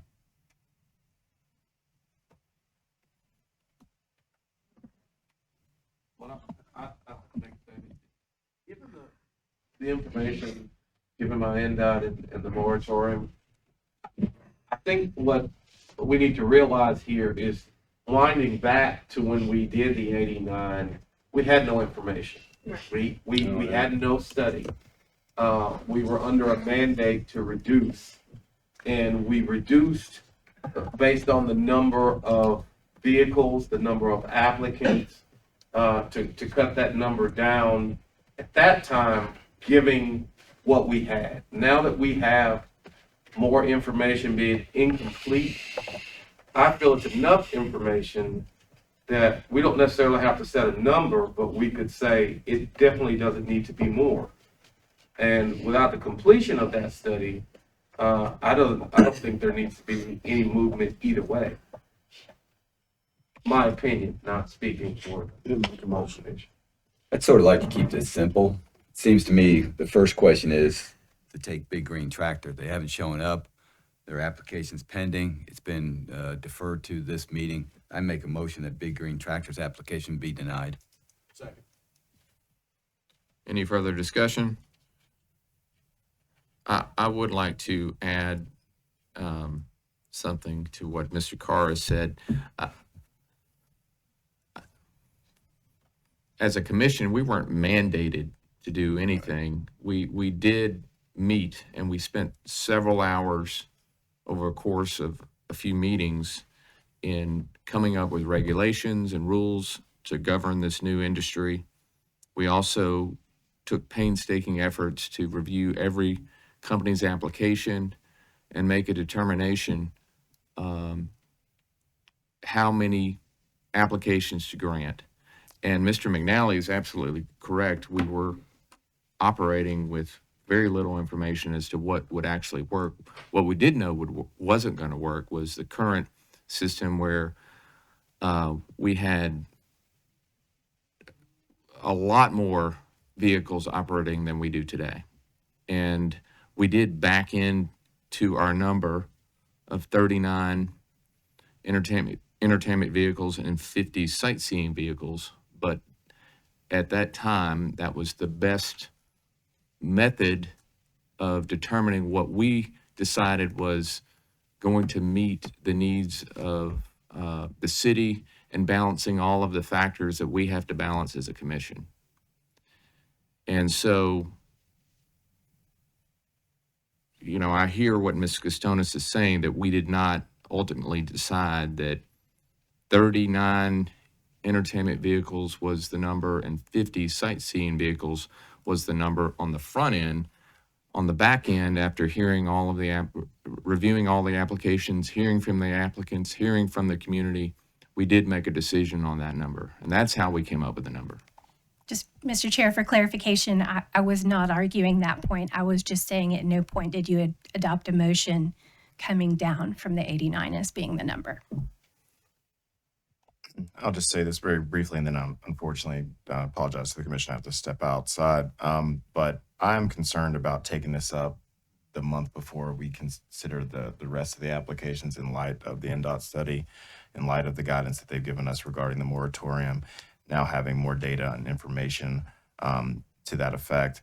And so that really is the extent of my comment. I think I'm uncomfortable with granting the application on the eve of that consideration. But if we want to consider it next month or at an appropriate time, once we have everything on the table in front of us and we look at that 89 number, I think that's the appropriate time to do so. What about, any thoughts about denying big green tractors since they're not here? Oh. Okay. All right, so In light of that, may I withdraw my motion? I don't know. Well, we have a second. Oh, we did, yeah. We did Never have a mind. second. I was about to ask if there's any further discussion and call a vote. So all those in favor of the motion? Aye. Any nays? Motion? Nay. Nay. Nay. All right. And for explanation, my nay is because the person has just shown up, so.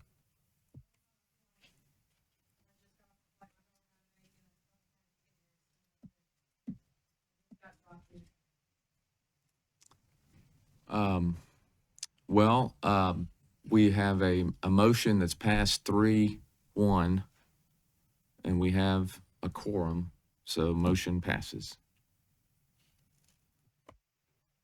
Then I would make a motion that the application by Music City Nightlife Party Tours be deferred to our next meeting when we're taking up all the other applications for ETVs. There's an active application, there's a new application that your election will be able to take up. We'll put them together, it's gonna be some of the same information, but they've already got an application in for the new consideration for 2023.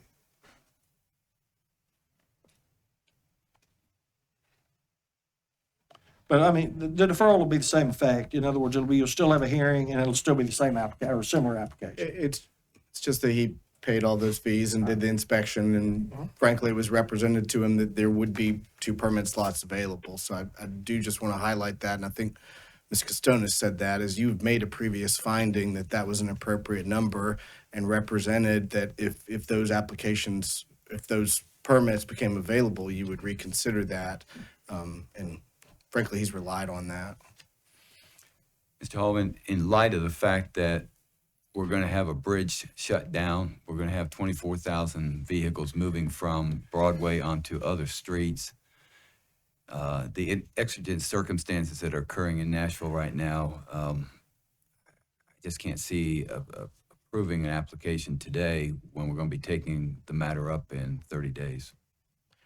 I sympathize with your situation, but I understand. I do just want to. This is an evolving, moving, what's the word I'm looking for? Circumstances Right. surrounding the application. He has been waiting since that December meeting. You might remember it was deferred off the last agenda as well. I just would like to make that point for the record. Yes, sir.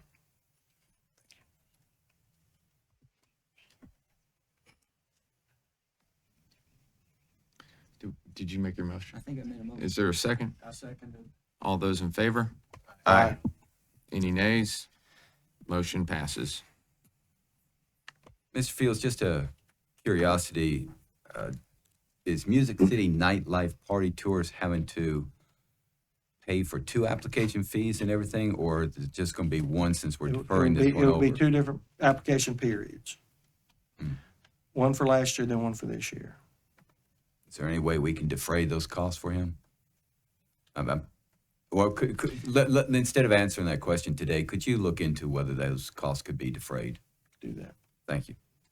I would say that would be fairly efficient. He's an individual. He's operating one bus, and frankly, this has been a big expense for him. How much is the expense so far? The application process. application. You want $500. Okay, thank you.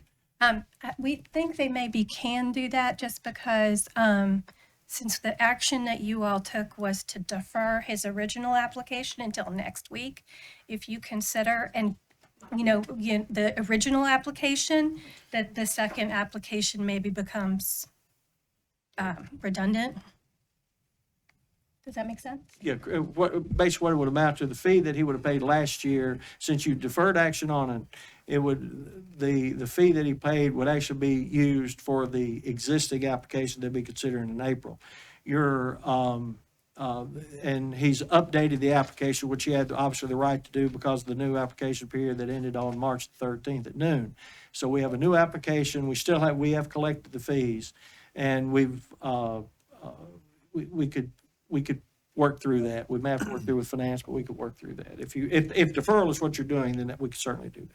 I think that was the motion that passed, and I hate to use the word defer too much, but could we defer the other $500 application fee for Music City Nightlife, or if you could look into that, I would appreciate it. I think that would be an equitable compromise today. Thank you. Thank you, Mr. Holler. Next, we've got some disciplinary hearings. The first, we've been asked to review a TLC compliance officer complaint against Fadi McHale.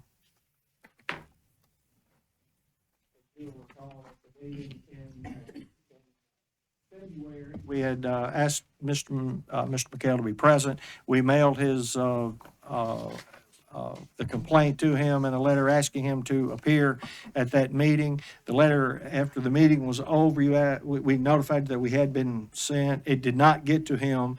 We got the letter back a couple of days later. We got a new address, and at that point, you suspended it until this hearing. We had a little bit of confusion right there at the beginning for the contact, but he has been suspended for a period of time since your last meeting, and he is present, as well as your entire staff, your enforcement staff, to discuss anything you'd like to discuss. You also recall that you did take some information and hear some testimony from an inspector last month. Thank you, and I see that Mr. McHale is here. Would you like to come forward? Did you want to make a statement, Mr. McHale? I just want to say that I didn't make anything wrong. That's what I want to say. And I talked to Mr. Billy, and he said he knows everything. He came when I was able to contact him. We talked about it. He certainly expressed sorrow over the issue. There was an issue, certainly, but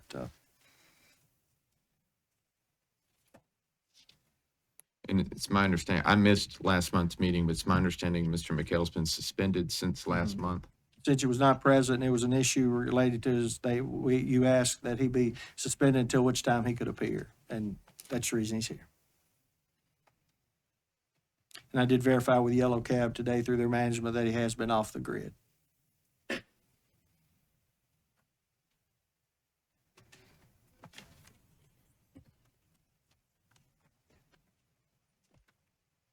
Mr. Fields, if I'm trying to remember correctly, is this the allegation of driving over one of our inspector's foot? Yes, And he was the one who mentioned that he had the steel toe yes. boots and, There was no injury resulted. He did go over the inspector said he drove over his foot.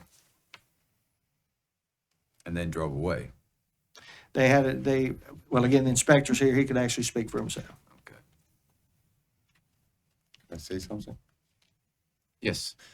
I didn't touch him, and I have a video showing everything.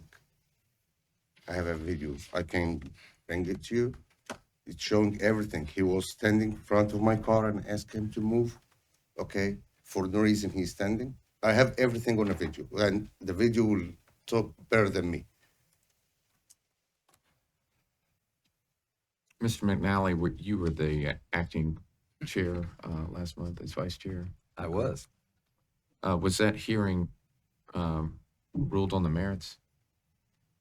I'm looking back through the minutes to remind myself of whether it was or not. I think it was deferred to today because Mr. McHale was not present. We took the compliance officer's testimony, but we did not have Mr. McHale, and I think the decision was deferred to today, but we did suspend him. When I say him, we did suspend Mr. McHale pending finishing the hearing here today. see a lot of heads nodding up and down. I think assume that is correct. Yes, sir. Okay, thank you. So I think we're still open, or the evidentiary matter is still open, and if for Mr. McHale to present his proof. All right. Would you like to show the video? Yes. Are we able to put that up on the screen somehow, maybe? Email it to you? Oh.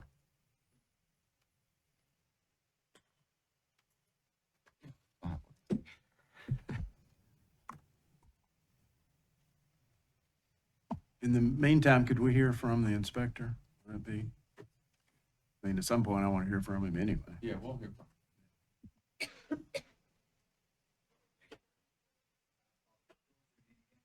Inspector Russell, sir.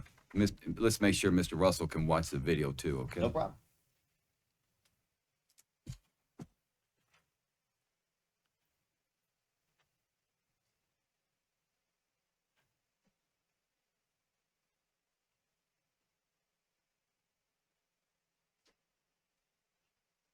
Mr. Fields, while they're working on that, is this another inspector over here over your right shoulder? Yes, sir. You have 3 inspectors present today. Your inspection staff is present.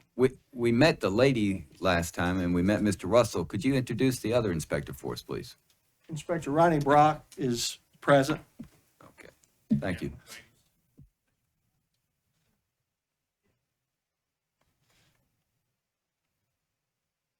We have one that is not present, I think. Is she off today or is she out on the street? No. Oh, okay. So now, yeah, there's 4. And we're waiting for HR we're going to be hiring a 5th as soon as the list is cleared, Metro HR. So we'll begin those interviews. Mr. Russell, certainly I'm going to give you an opportunity to speak. I presume that you were able to speak at last month's Yes, sir. meeting, and which is why I was giving Mr. McHale an opportunity to present whatever he wanted to present. But you'll certainly have a chance to offer any rebuttal. Thank you very much.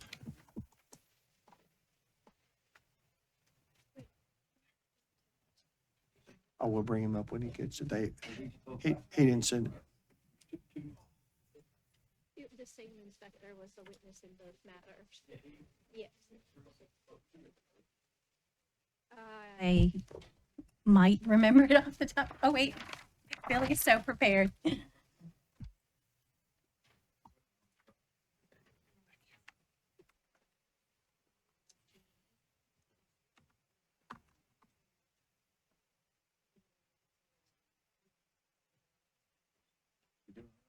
Yeah, it's been very busy. Thank you. The picture of that's on your phone that I keep seeing. That's that was Yosemite.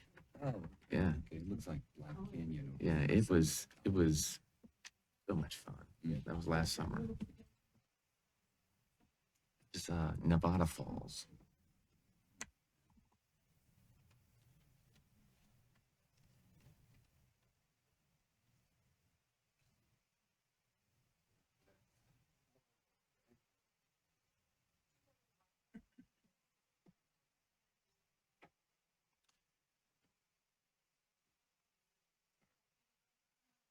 With it being such a large file, we're fine looking at it from your phone. Yeah.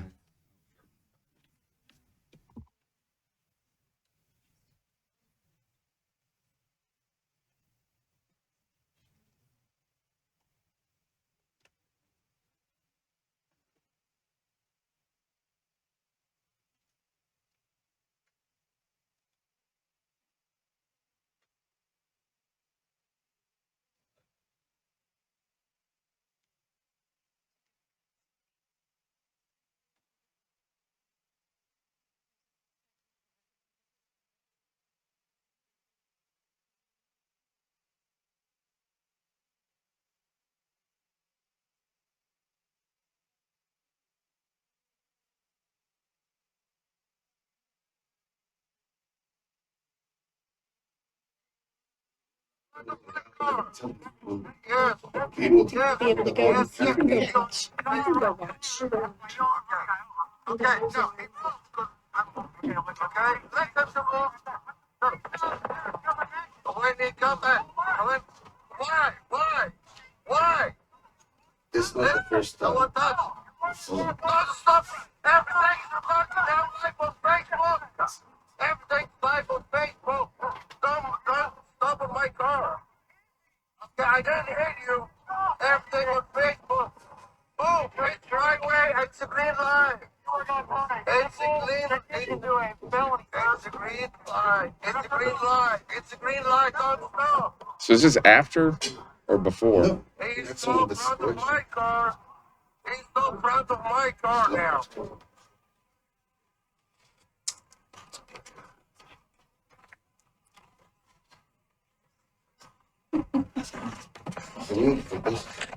I swear to God, I swear to God. Hang on. I swear to God, I will check you the clerk number.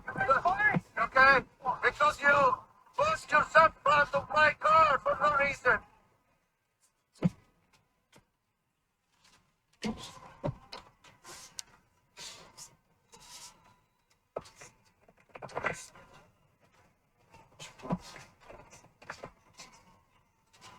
Ready?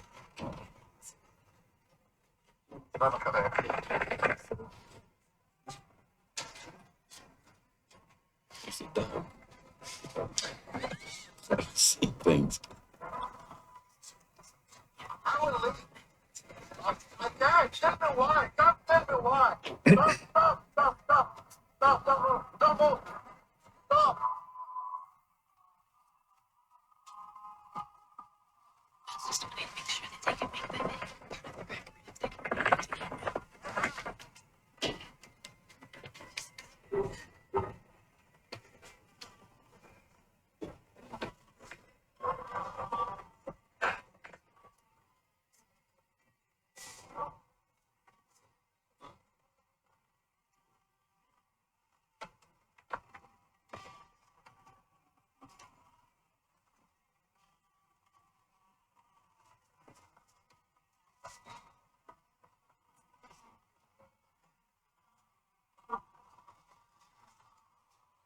You hadn't run over him yet in this?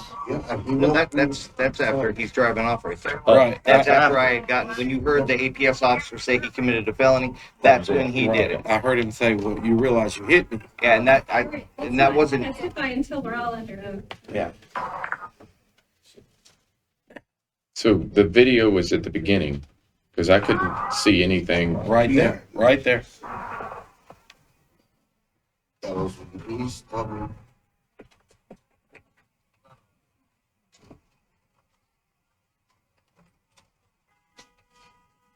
Right there. In the people.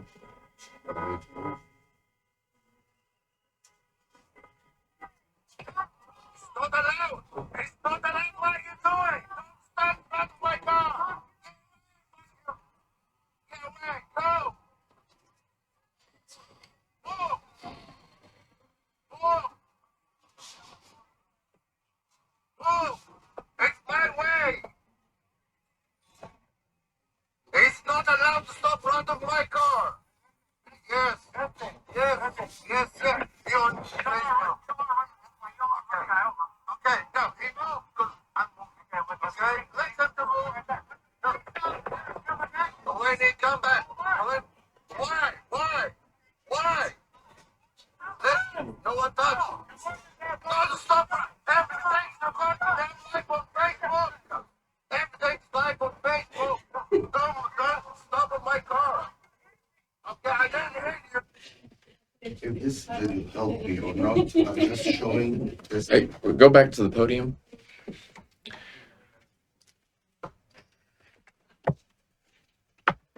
All right, Mr. McHale, if you'll please repeat after me.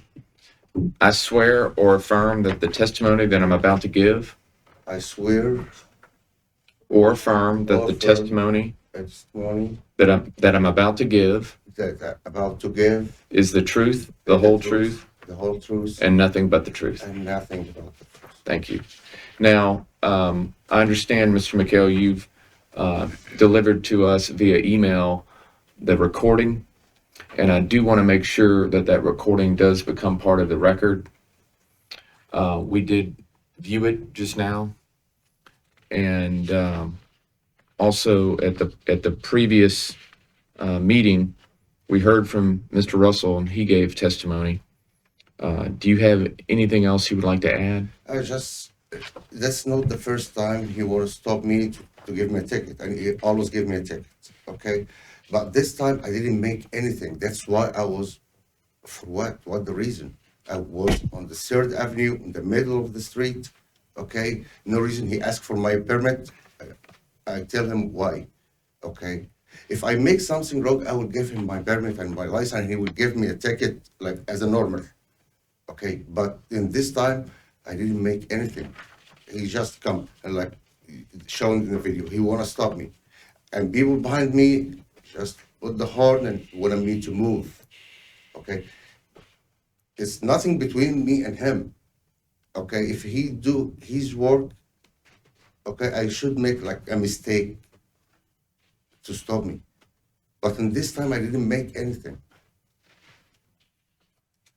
I'm sorry about my English is not perfect, but I'm trying to say what happened. Well, from the video, I couldn't tell. The video to me did not help me figure out whether you ran over his foot or not. I couldn't see anything that. I didn't move. So right now we're still at a situation where you have your testimony, and then of course we have Mr. Russell's testimony. Do you have anything else you'd like to add before I ask Mr. Russell to come back forward? Any questions? I have a question. What was the date of the video? January 22nd. January 22nd. Okay, so we've referenced a date of January 21st. And in the letter that we provided, it said that you were on the date of January 21st, you were parked in no parking So zone. it's January 21st at 8:58. Okay, thank you. And were you parked in a no parking zone at that time? I'm sorry, Were you parked in a no parking zone? in the middle of the street. And the video showing I'm in the middle, not in the park. Okay, thank you. Mr. McHale, Yes, sir. you're issued a permit, correct? Sorry? You are issued a permit to drive a cab, correct? Yes, sir. All right. And you know that that permit has to be displayed inside the cab, correct? Yes. On January 21st in the evening, did you have that permit displayed in the interior of your vehicle for passengers to see? And it's showing here. It's showing on the video too.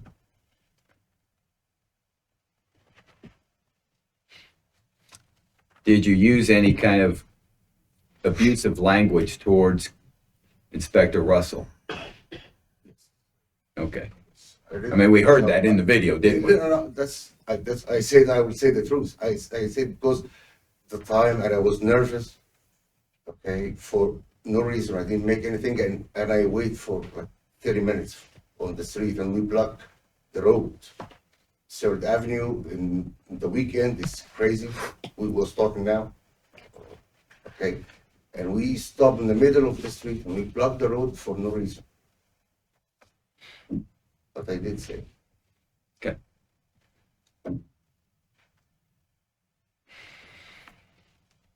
And I'm sorry about. Let me ask you a question. Are you able to show me real quickly and very clearly that your permit is displayed inside your vehicle on that video right now? Yes.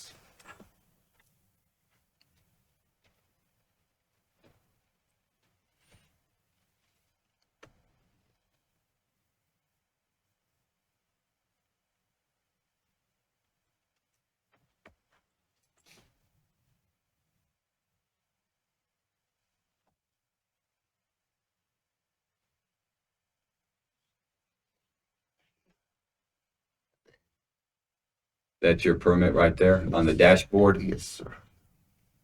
On the dashboard. Mr. Russell, could you come up here? Do you mind if I? Of course. And do you want to administer the oath to Mr. Russell again? Just keep it right there. Mr. Russell, if you'll please repeat after me. Don't say anything. Right. I swear or affirm that the testimony I'm about to give I swear or affirm the testimony I'm about to give is the truth, the whole truth, and nothing but the truth. Is the truth, the whole truth, and nothing but the truth. Thank you. Could you look at this picture and tell me if that's the permit that's supposed to be displayed inside the vehicle? That is the permit that's displayed, yes. But that video that he showed is probably the last quarter of our interaction. When I first approached the vehicle, which was parked in the no parking area next to Kid Rock, so it wasn't in the middle of the road, it was in the no parking area. That's why I first approached him, is because I came walking up and saw him parked there. Traffic is going by, because I'm third with Broadway shut down. Is that the permit? Is that the permit? Is that the permit that's supposed to be displayed? That's what's supposed to be displayed, yes. He put that up after I came to the car and asked, where's your permit at? So that wasn't up when I originally approached the vehicle. He was fishing around for it, put it up there, and then said, my permit's been there the whole time. I let him know, no, I just walked up and that wasn't there. So he not only was parked in a no parking area, which is, like I said, third right next to Kid Rocks, but his permit was not displayed. Once he started recording, he put it out and put it up there once he started recording. Okay. Sure, something. Yes. If we see this cone, this area, the parking area, I'm here for the cone. It's 2 lanes on the 3rd Avenue. Okay, you see this cone? It's a valet loading zone. Yes, so I'm not on the parking, I'm not parking on the first lane on the right side. You stopped in the lane of travel? I was here on the middle of the lane. Stopped in the lane of traffic. On the traffic, yes, not on the parking. Okay. The permit always like this. Okay, I don't have time to move it and vote it for no reason. Okay, any like the passenger, if they want to get me, will get me from the car number, from anything. So why we will move this to hide something? Okay, sometimes it's fly.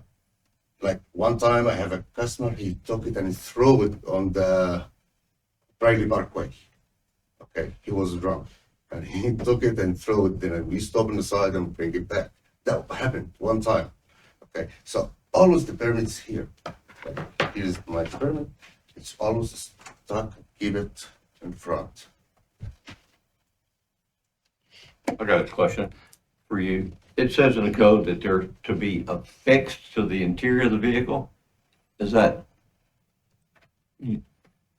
have a specific legal meaning? Is it supposed to be permanently affixed, or can they carry it in a seat and then show it to the inspector at the appropriate time? Unfortunately, Nashville has never required the shields that you would see in other cities. Typically, what cab drivers have done is they've generally displayed them 2 different ways. They would take them and place them on a dashboard above the glove box, or they will put them on the visor on the passenger side. Years ago, we actually tried to have them display in the back, and without a permanent guard, we lost a lot of permits. So it needs to be affixed. It doesn't need to be laying on the seat. It needs to be somewhere. It could be as simple as Velcro. It could be taped. It could be glued for that matter. But it needs to be where it can be seen when passengers are present. And also, if I could say If one you other will thing go back too. to you need to go back to the podium, so this is an open meeting. Everyone needs to be able to hear you. He said earlier that he hasn't been working since this happened. You can ask any one of the other officers out here. We've seen him out working almost every night since the last commission meeting. He hasn't been not driving. We've seen him out almost every night. There's probably been maybe 3 nights where I haven't seen him out there, and you can ask each one of the officers that's here to testify that as well. We've seen him out almost every night. Mr. Russell, just so the record's very, very clear, you've seen Mr.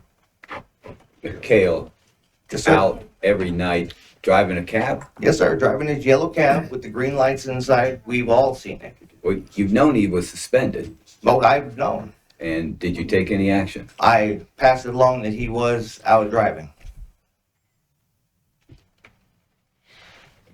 And like I said, I'm sorry, but when you say you passed it along, for I the record again, what I does let that Mr. mean? Fields know. I asked what was the status of his suspension because we had seen, like I said, all of us have seen him out driving. I work weekends and I work nights. And I see him out every weekend. I see him out every night. There's probably been 2 or 3 nights since this where I haven't seen him out working. With passengers in the vehicle? There has been times, yes, but there's other times where he's driving around with his light on. If his light's on, he's out looking for customers. He's driving up and down. A lot of the times I'll see him, he's going down 3rd. I've seen him going down Broadway. He's out working. His top light has been on and he's been driving around. And like I said, all the other officers can testify that they've seen that as well. Because we've all commented to each other that we've seen him out. I didn't say I don't work. I work 3 days in a week, only the weekend. I didn't say. It's all yours. All right. Let's take this one at a time. So do you have any further evidence about the display of permit violation, Mr. Russell? No, I don't. As I approached the vehicle and asked him, he was fishing around for it and then threw it up there. But, I mean. All right. And the rate scheduling card, it's the same as the display of permit? Is that all one? No, the document? rate scheduling card, he got that corrected. When I gave him the citation for it, those are stickers that go on the windows inside of the vehicles, so that way the passengers can, 1, see their bill of rights as a passenger, and then 2, know what they're going to be getting charged for the ride, what the rate schedule is. So he did correct that one. So that one has been corrected. It's already been dismissed at the court because he got it corrected. Okay. So your complaint about violation of the rate scheduling card, you're withdrawing that? Yeah, that we've already gone to the Metro Court for that. And like I said, he came into compliance with that. What about the taxi cab passenger's bill of rights? Yeah, he has that as well. So then we're left with, we've got the display of permit issue that's disputed. We have prohibited acts by driver. The Rule 6.72.430 provides that no taxi cab driver shall engage in abusive language or conduct, including but not limited to cursing, verbal insults, or derogatory comments or gestures in the presence of passengers. And the last portion of that also complies with all state and local laws. And he was parked in a no parking area there off of 3rd.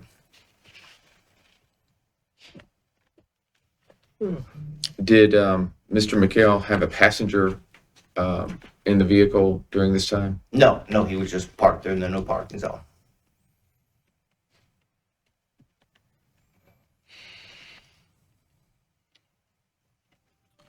Right. And then Mr. McHale was suspended effective last month, and you have seen him operating his taxi cab since his suspension. And Mr. McHale, you acknowledge that you've been working 3 nights a week. Yeah, and I didn't know I'm suspended. I went and I told, I give you the address, my new address. When you gave me the new address, Yes. I advised you that you could not operate once we determined that we had a confusion. There was confusion initially. You remember that we met. Then I also spoke with your company and asked them to not allow you to work until this meeting. So it was my impression, based on conversation with you and with them, that for at least a 3-week period, you were not working. If you've worked 3 days since then. Just the last 3 days, 3 months. The last weeks. When I get misunderstanding for 3 weeks or 2 weeks or maybe. They're not able to hear him. I'm getting hand signals from them. Yeah, step right there. Mr. Fields, could you put on the record the date that you recall having this conversation with Mr. McHale about We actually met on the suspension? street again. There was some initial confusion because of the address. Once the confusion was corrected, and we went back and reviewed the minutes, the actual video, to make sure we wanted to do exactly what you asked us to do. And it was an immediate suspension, which we enacted at that point, and we had the conversation. And again, the conversation with the manager of Yellow Cab. Again, if he's operated since then, then that would be a problem. We can certainly ask for his manifest. You're supposed to be keeping manifest, so I'm now asking you to give me the last month's manifest of all your taxi cab rides. And the company should, if you keep electronically, the company should provide it. Mr. Field, is my understanding he said you spoke with Yellow Taxi Central to let them know as well that he was, that cab was suspended? Again, once we work through the initial confusion of the notification, because I was really concerned about notification. Once we figured that out, then as it went back, that's when we contacted everybody and said, wait a minute. Because initially I had to call him, just find out what his address was so we could get another letter to him. I think I'm a little concerned that Central knew that he was not supposed to be operating and still put him out on the street or sent him rides. There is a possibility that he was working without dispatch. That is not necessarily an unusual thing, especially since COVID. The cabs are just basically, they can take calls, but they could also be operating. Nothing would prohibit a cab driver from operating without taking calls from Central. However, if Central took him off the grid and they acknowledged that, then he would be in violation, as would the company if they failed to take him off.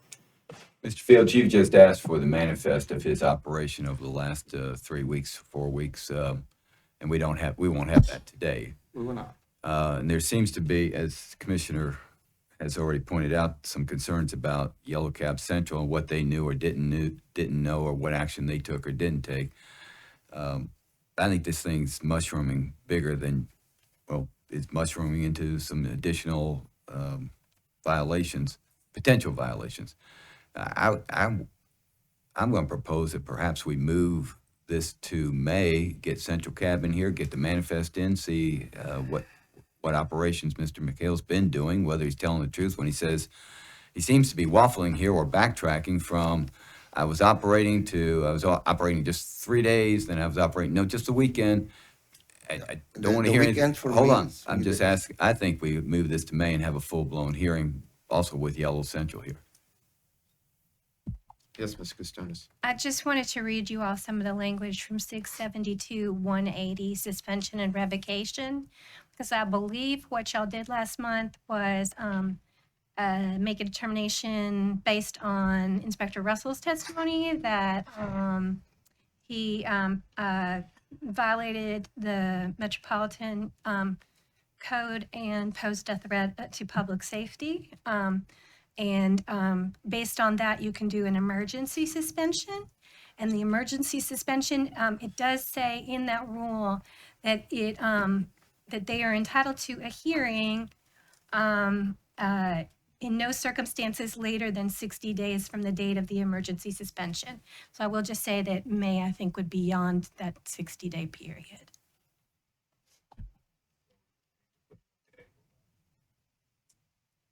You could do that, or you could just end the emergency suspension after the 60 days and still hear it in May. Yeah, or we can make a ruling on the matters that are before us today and leave it up to the inspectors and or the director to bring another complaint. Absolutely.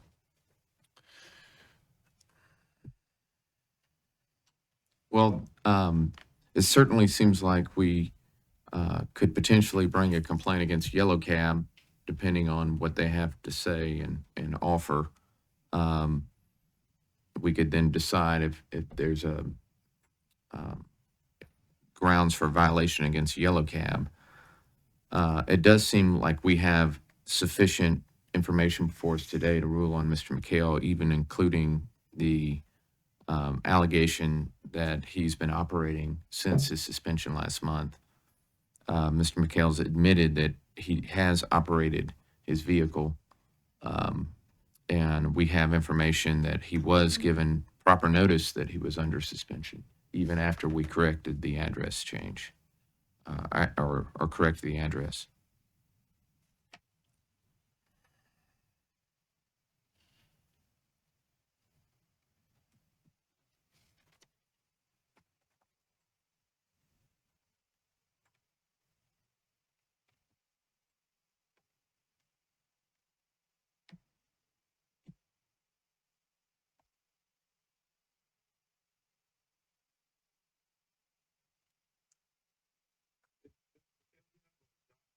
And you seem eager to show. Yes, the letter I got it last week.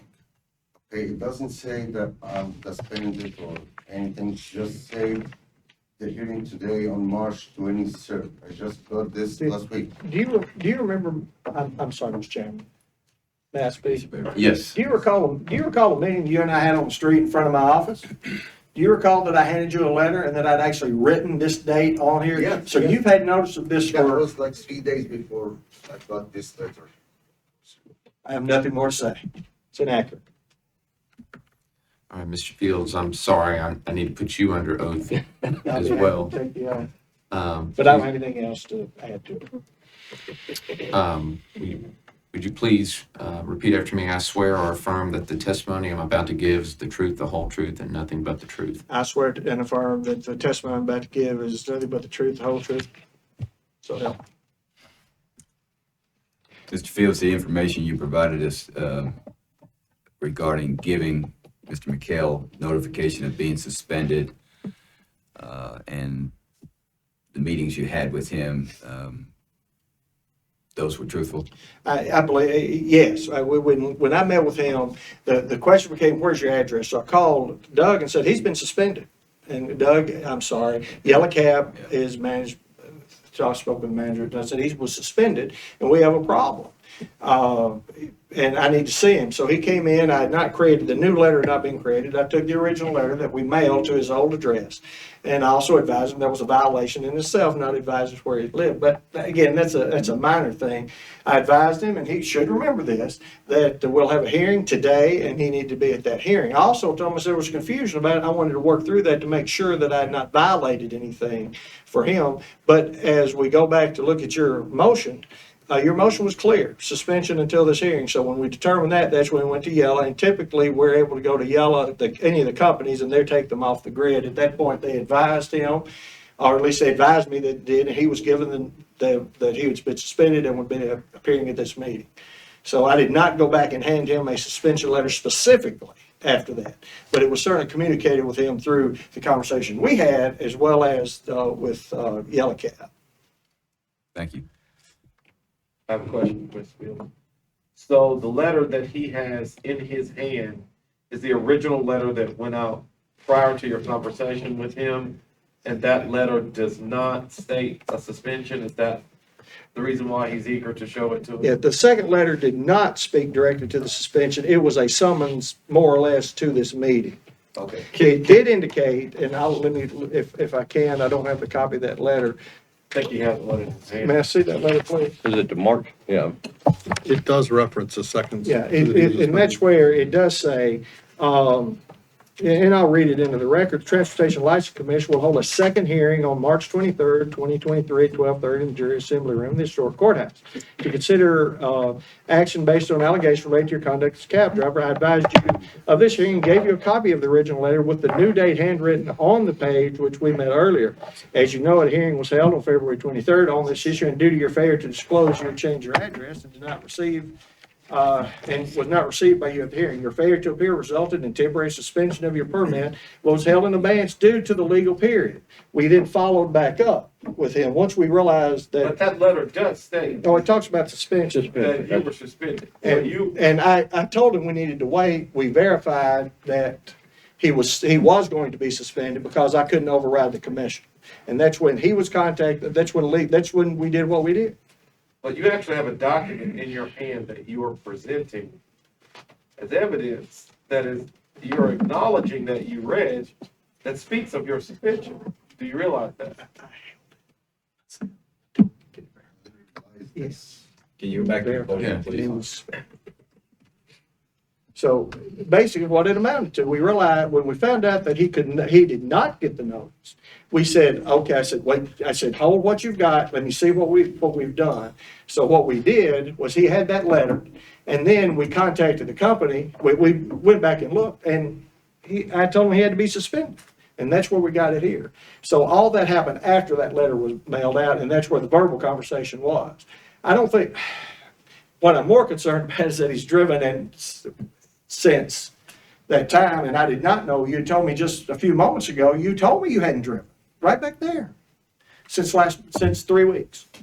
Yes, this the last week. When did you drive last?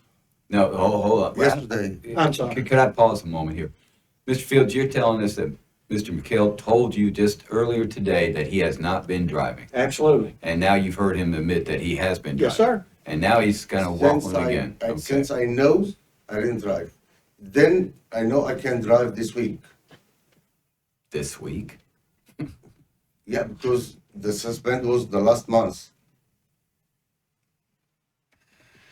Could you bear with me if I could just ask the other two inspectors if they could come up and under oath tell us whether they've seen Mr. McHale driving or not? I just think we need to make sure we got a full record on this. Please repeat after me. I swear or affirm that the testimony I'm about to give is the truth, the whole truth, and nothing but the truth. I swear that the testimony I'm about to give is the truth, the whole truth, and nothing but the truth. Thank you. Ladies first, would you introduce yourself and please tell us, to my question, have you seen Mr. McHale driving, and if so, over what period of time? Or I should say, operating a cab, and are you sure he was operating a cab? I am Inspector Smith, and I can't testify that I've seen him. I've seen a lot of cabs in the day, but I haven't had any altercations with him. I haven't specifically seen him particularly. I can't say that I've seen him or recall seeing him. My name's Inspector Ron. If you'll step in front of the microphone. Inspector Ronnie Brock, Transportation Licensing, and yes, I have seen this gentleman driving about every weekend since the original hearing. I see him every weekend, especially Thursday, Fridays. When you say you see him every He's out Thursday, operating his cab, and what does that mean? trying to pick up customers. In the parking and lanes or loading zones, he'd be sitting there with his top light on, his door open, or sitting in a taxi stand. Ms. Costonis, is there any requirement that when a driver is suspended that they be provided notice in writing? The emergency suspension provision that we were going under 180B, it says, what's that one? It does not say anything specific about it being served on him in writing. Mr. Chairman. Yes. Because again, there was enough confusion for everybody on this particular issue. In his operations of the taxi cab, he was clearly wrong. He did not get a written notice from me after the second notice. We mailed one, we mailed a second one. My recommendation today was going to be that he had been suspended for 3 weeks, that he had been issued citations, and that between the two, that was adequate. And that that he be placed on a probationary period for 6 months. And, from my perspective, again, he told me he hadn't worked in 3 weeks, so I felt pretty good about that. By the same token, I'll take credit if I improperly noticed him or did not give him what he needed, then I apologize to the commission and everyone else. But Well, it sounds like written notice was not required. That's why I asked the question. So I don't think you did give him proper notice. Either did You did not give him proper notice. Even though you said it was a minor incident, change of address is required by the rules. Are there any particular penalties or any type of So any violation of a Metro Code provision can result in discipline. Obviously, some are more serious than others, and a suspension is a pretty severe penalty. I think, if that had happened in isolation and that was the only thing that had happened, I don't think a suspension would result. But could it theoretically be a basis for discipline? Yes, I mean, it is a violation of the code. We're looking up the language right now to make sure that we do have that exact code language about him being required to let the commission know that he was changing addresses. And I say that only to bring to light that be it considered minor or not, if you encompass it with everything that we're looking at, again, there's a bigger picture here in that Yellow Cab Central should be keeping up with their cab drivers and changing to an address. He has an obligation as well to tell Central or Mr.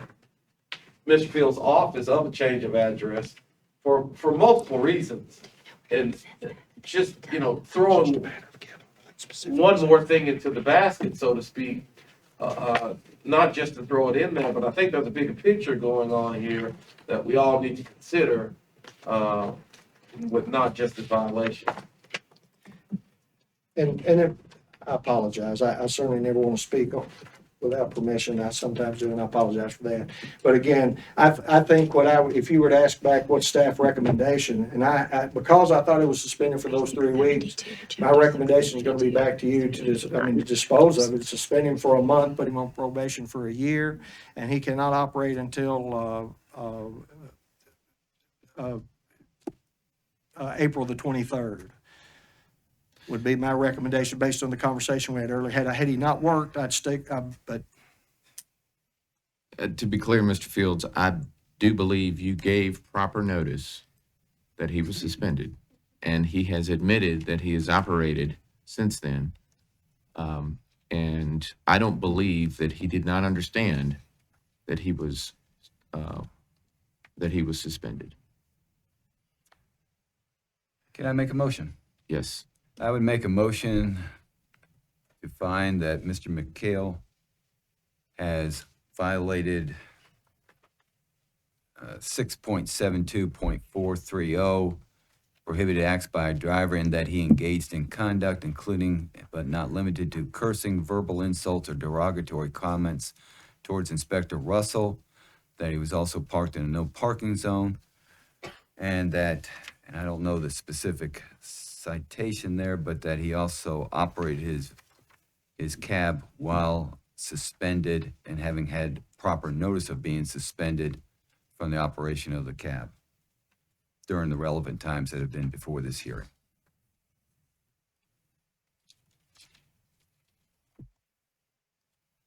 Is there a second? Second. All those in favor? Any discussion?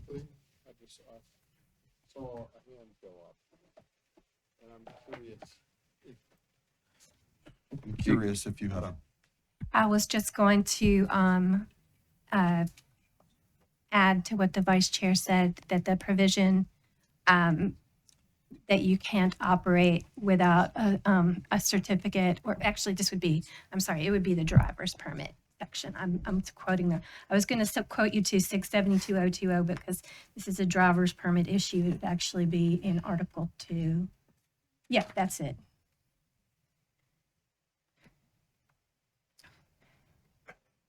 All owners of vehicles for hire being operated as taxi cabs are required to maintain a current driver's permit and/or owner's permit. No person may operate a taxi cab for hire upon the streets or roads of the metropolitan government area unless the driver of such taxi cab shall first obtain and shall have then enforced a taxi cab driver's permit issued under the provisions of this article. So that would be a violation of 672.100.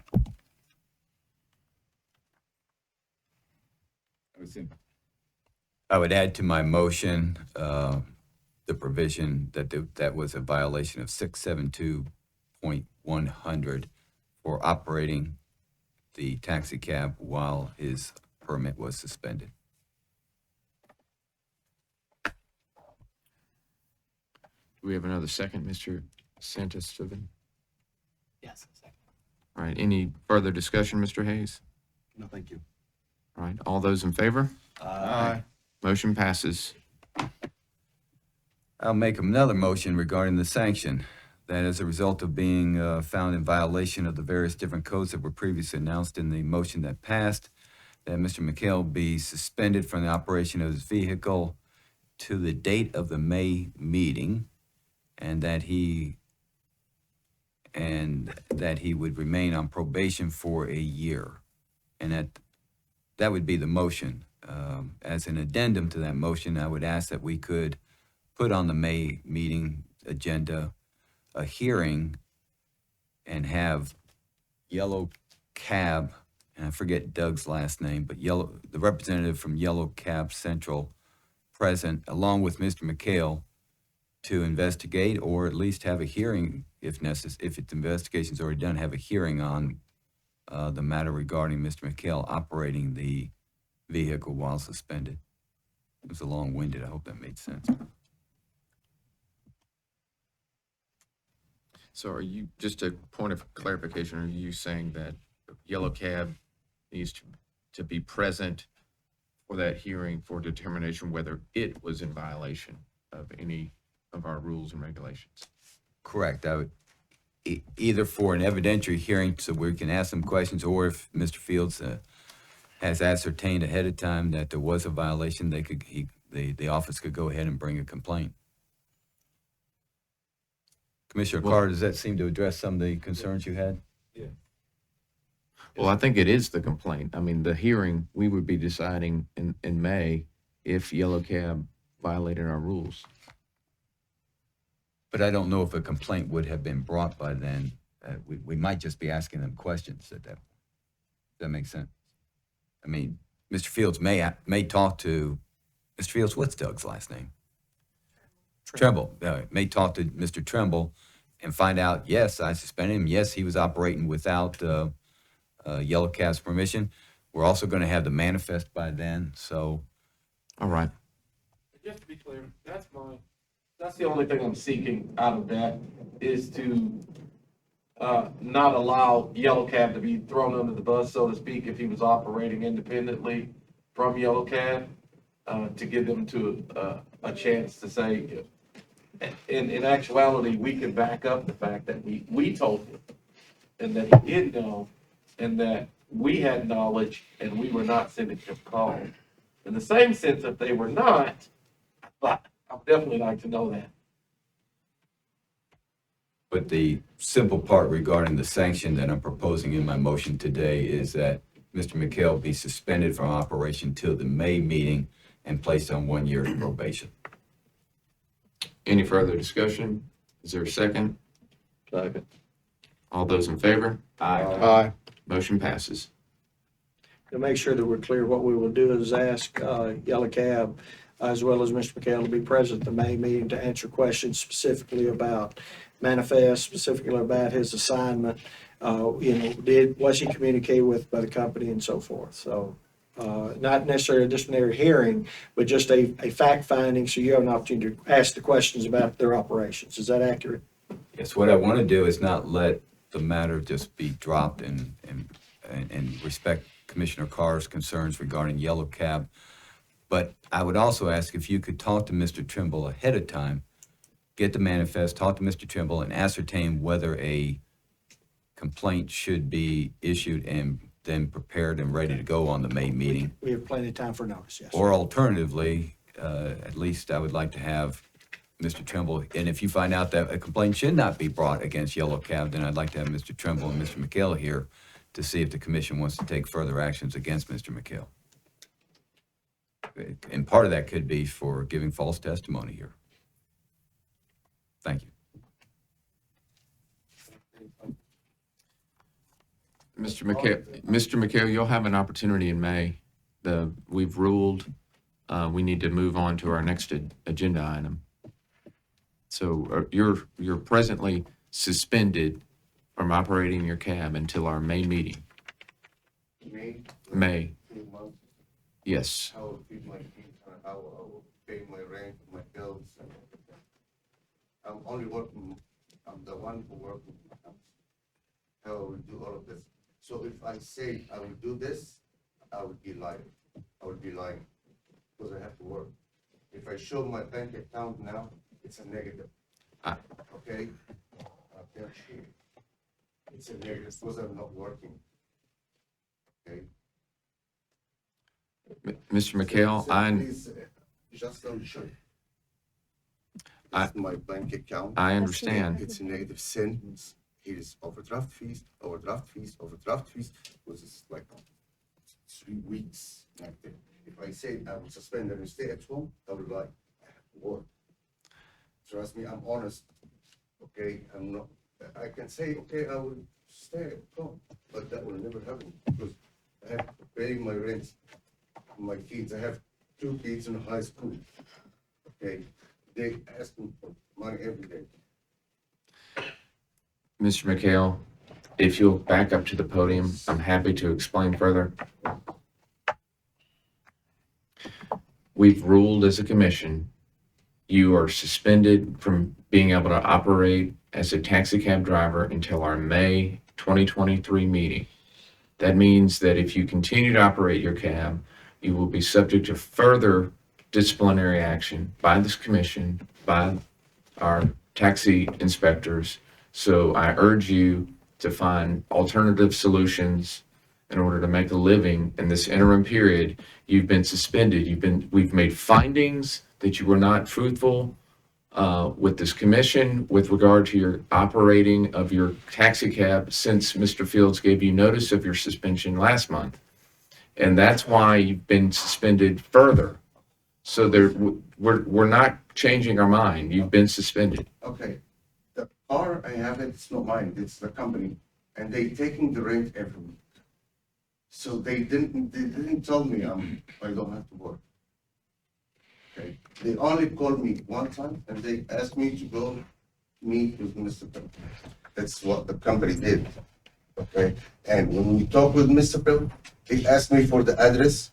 Okay, and that's it. Maybe he told me I'm suspended, but I didn't understand. Because like sometimes I confuse and I don't understand all the situation. Okay, but if I know I'm suspended, I will stay. Okay. Mr. McHale, these are things you need to explain to us on May when Mr. Trimble is standing there beside you to either verify it or not verify it. And the other thing I want to emphasize to you, you're on probation. If you drive that vehicle, you're going to lose your permit. It's going to be revoked, not suspended. Now, you need to go now and find another alternative source of income to take care of your family. Because I think the things that you just shared with us are the reasons that you violated the suspension last time. Don't make the same mistake.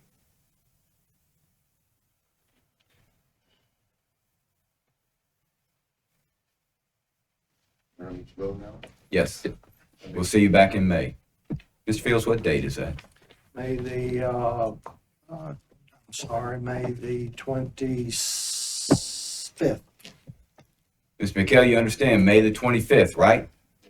12:30 here.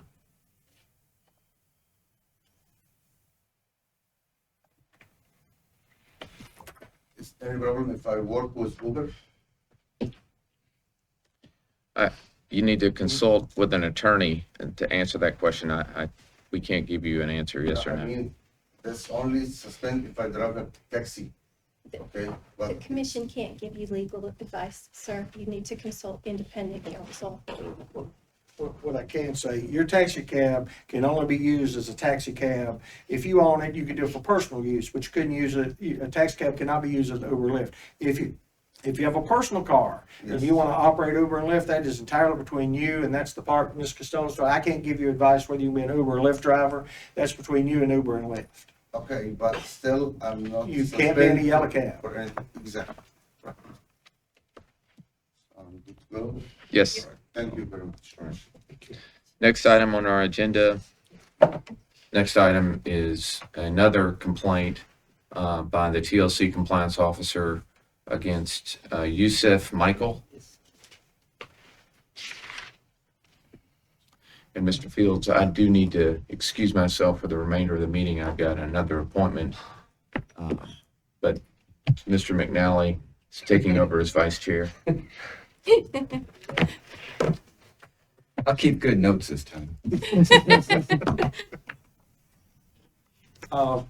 Fields, could you share with us what this complaint is about, and do you have any, and also if you happen to have a recommendation on what to do today, please let us know. Yeah, I think it's a pretty straightforward thing in terms of what's happened. He was Mr. Yusef Michael was observed in 10 cab 28 was driving with the side door while the vehicle was in motion. The inspector, and he could speak for himself, said he advised him to keep it closed. When he approached, he was aggressive and angry, and he ended up, he left, came back, and then actually physically kicked the tires. He was very upset. As far as recommendations, one of the things that came out of this is clearly a probationary period is necessary. Whether or not you decide you want to suspend him or not, would that be after your hearing? I think it'd be very appropriate to ask for an anger management class, which is not outside your authority, and have done that previously.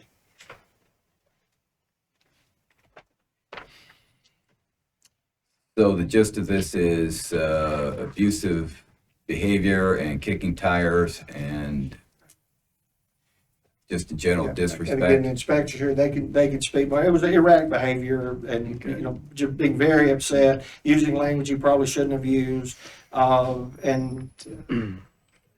Yeah, I see here where he returned a few minutes later and kicked the tires and.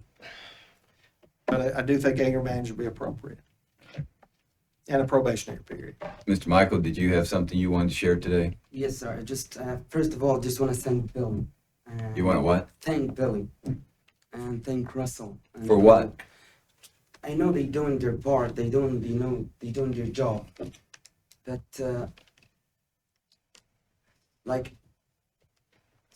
there is a misunderstanding because when I just drive in the street and someone waved to me, I have to bark and open my door so he can get in. But if this is wrong, I'm sorry. Thank you, Billy Burgess. Thank you so much. And Russell, he's a good man. Russell, I know Russell is a cop. I just want to tell you a story. Because we've been working for like a year, me and Russell, we hustle, me and him, he's a good man. And 2 weeks ago, he stopped me and he said, "Yusuf, give me your permit and your permit, give me your permit and your license," and I give it to him. And all of a sudden, 2 people come in my car, and they asked for a ride, and then Russell give me the permit and license back, and he told me, "Yusuf, come back so I can get you the ticket."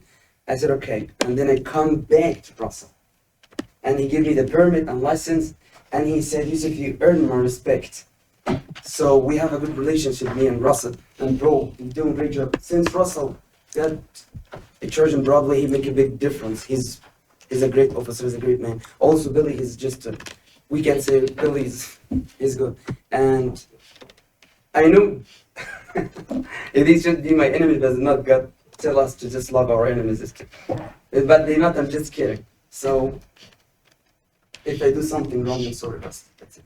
But this is I'm not suspended, I'm not doing anything, just the door, my door was open. And Russell, Russell, when he told me you have to keep your door open, since he tell me this one and send me here, I never open my door. Right, Russell? And he asked me to do 3 stuff. He told me, take the lights out of your cab, and I did. And he said, don't drive while your door is open, and I did. I just want to show him how much I respect him, and I just appreciate what he's doing. Thank you, Mr. Michael.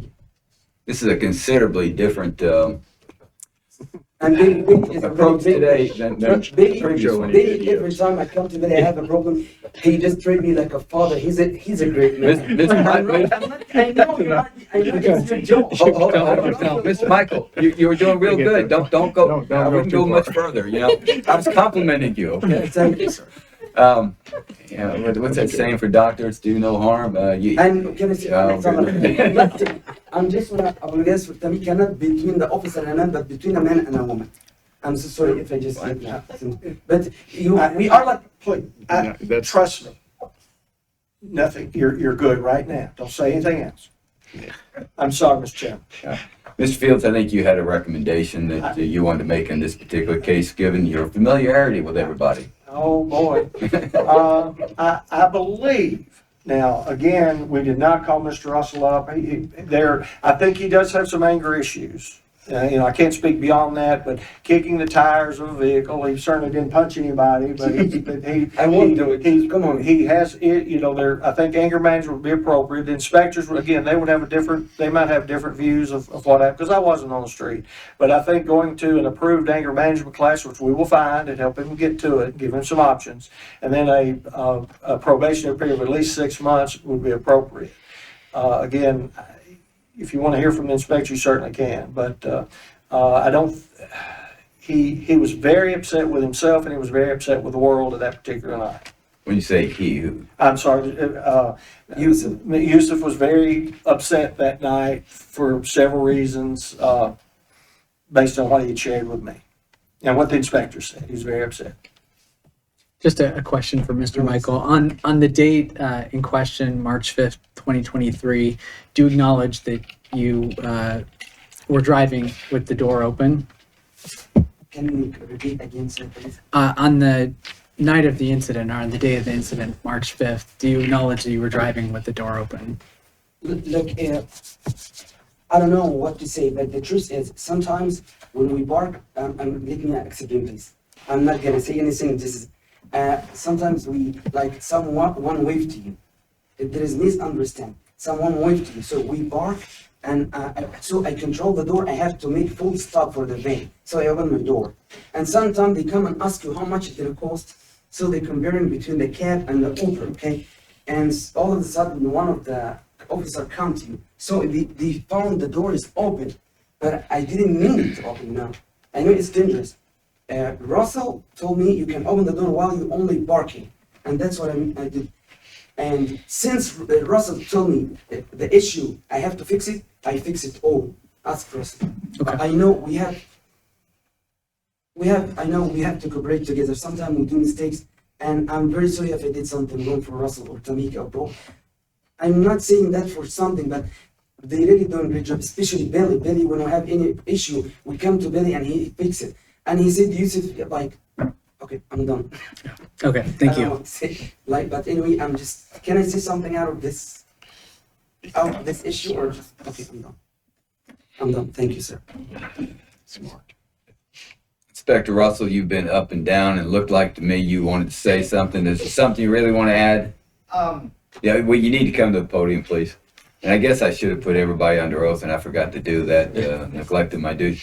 Could you raise your right hand, please? Do you swear to tell the truth, or affirm the truth, so help you God? I do. All right. I know, trying to think of the proper words for this. It's been pretty lighthearted so far, so Yeah, if we could keep it like that as we finish today, that would be helpful. I'm going to try, okay? He's a good man. I'm sorry.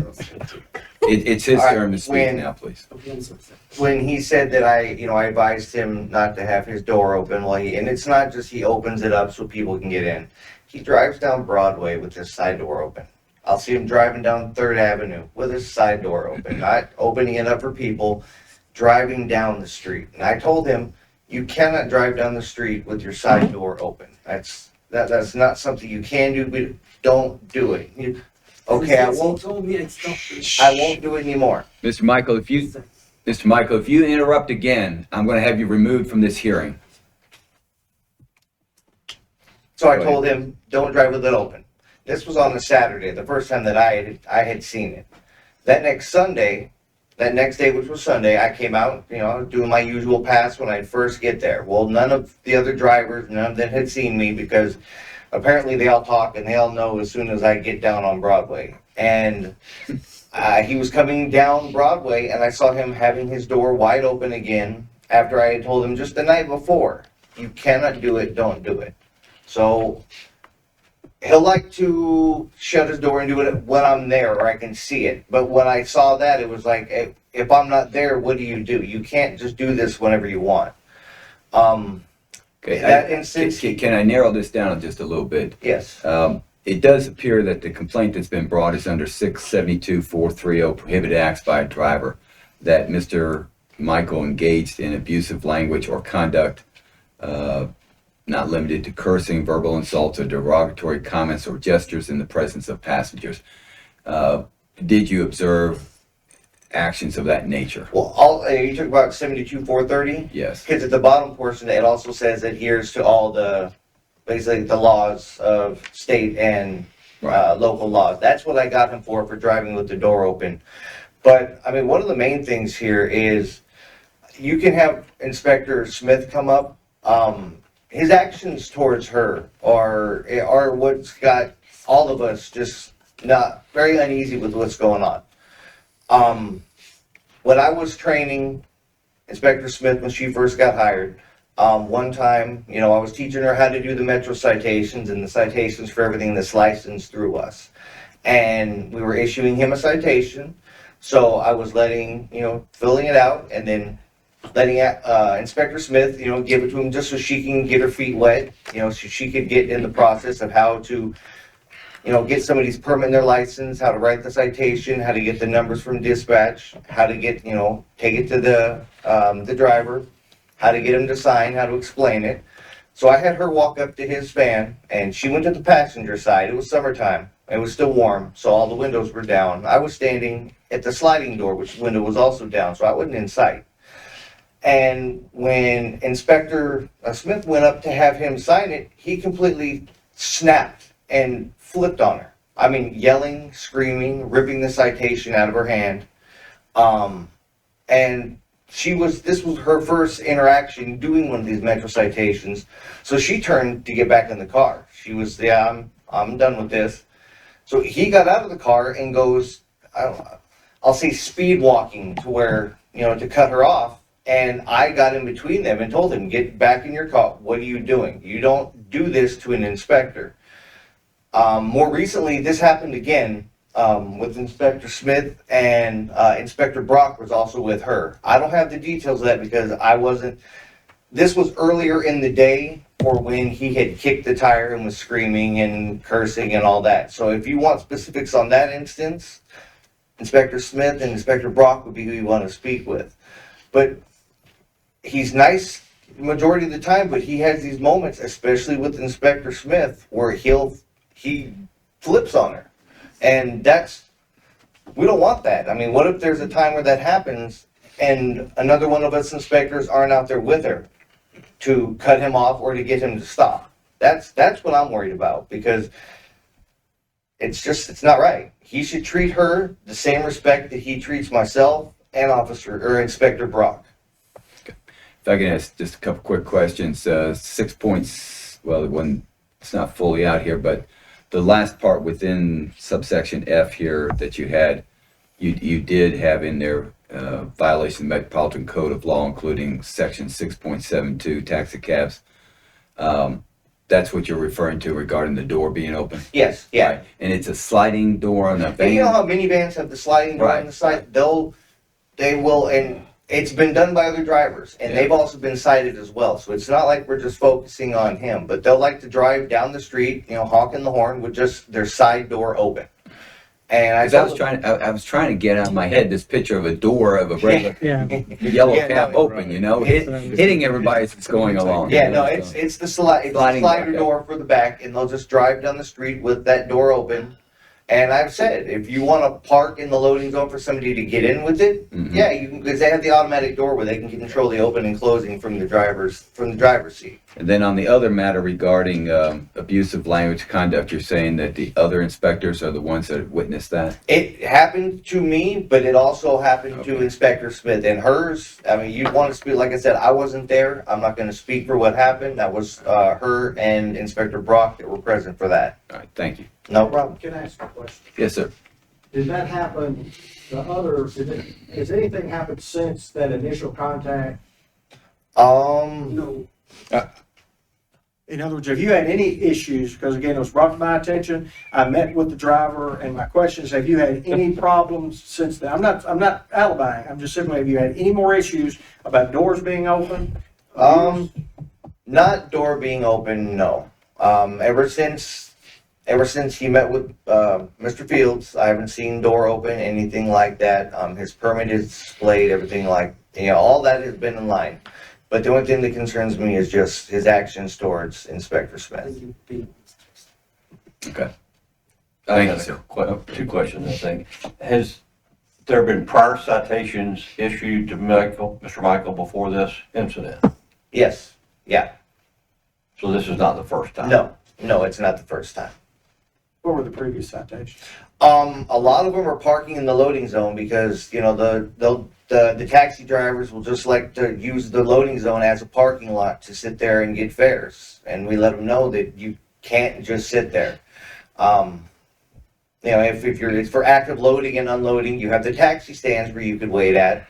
But especially it gets really bad on Broadway between 4th and 5th, or 4th and John Lewis. That area right there in front of Tootsie's, it's just a parking lot if we're not over there chasing them off. And we're trying to keep that clear. We've gotten the rest of Broadway, pretty much all the other loading zones under control. But that one, right now it's not bad because of the construction. But usually between 4th and 5th, it's a parking lot. And it seems to be a systemic problem. Yes. Okay. Anything else? Yeah, Billy, who pays for this anger management class? It'll be on him. Okay. Thank you. No problem.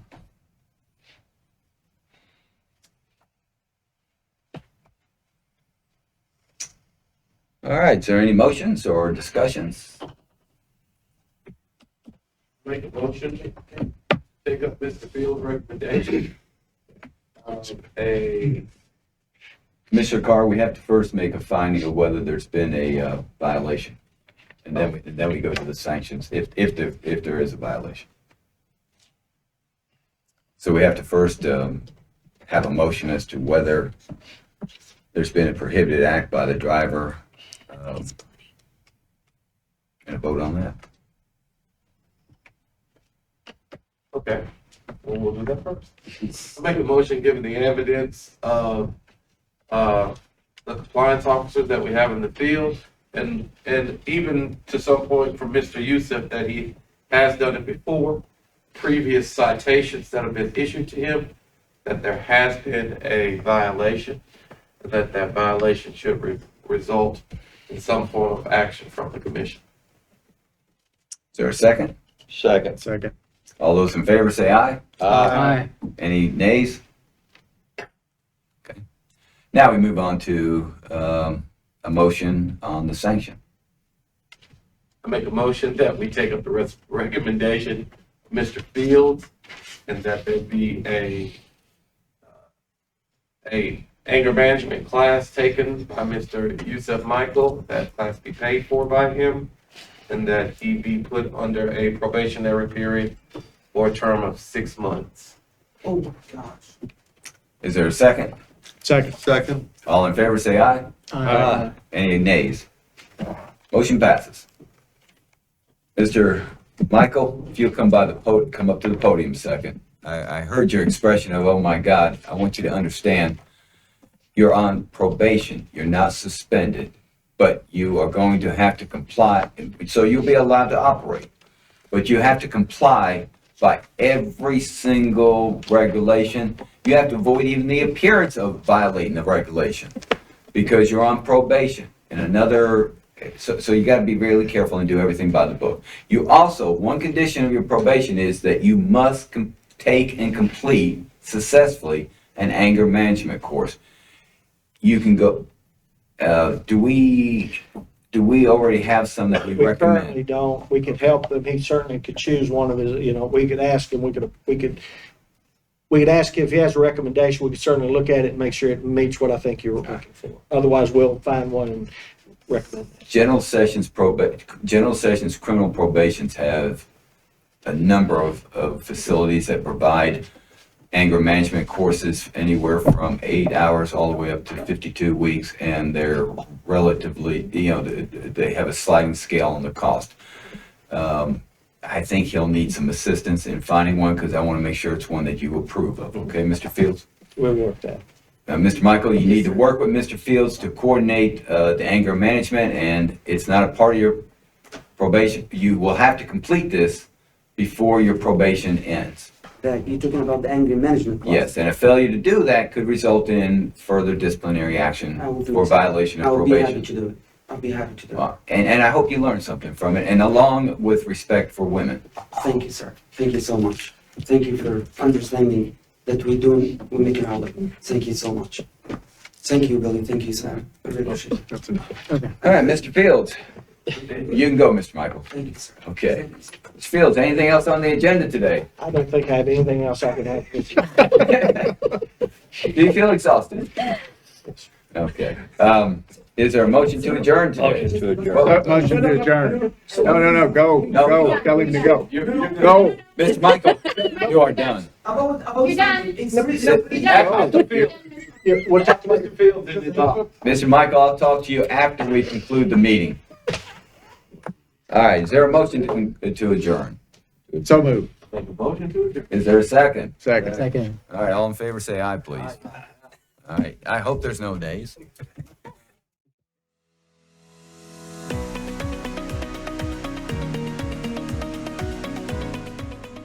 This has been a service of the Metro Nashville Network. If you would like to see this presentation again, or for more information on this and other programs, visit nashville.gov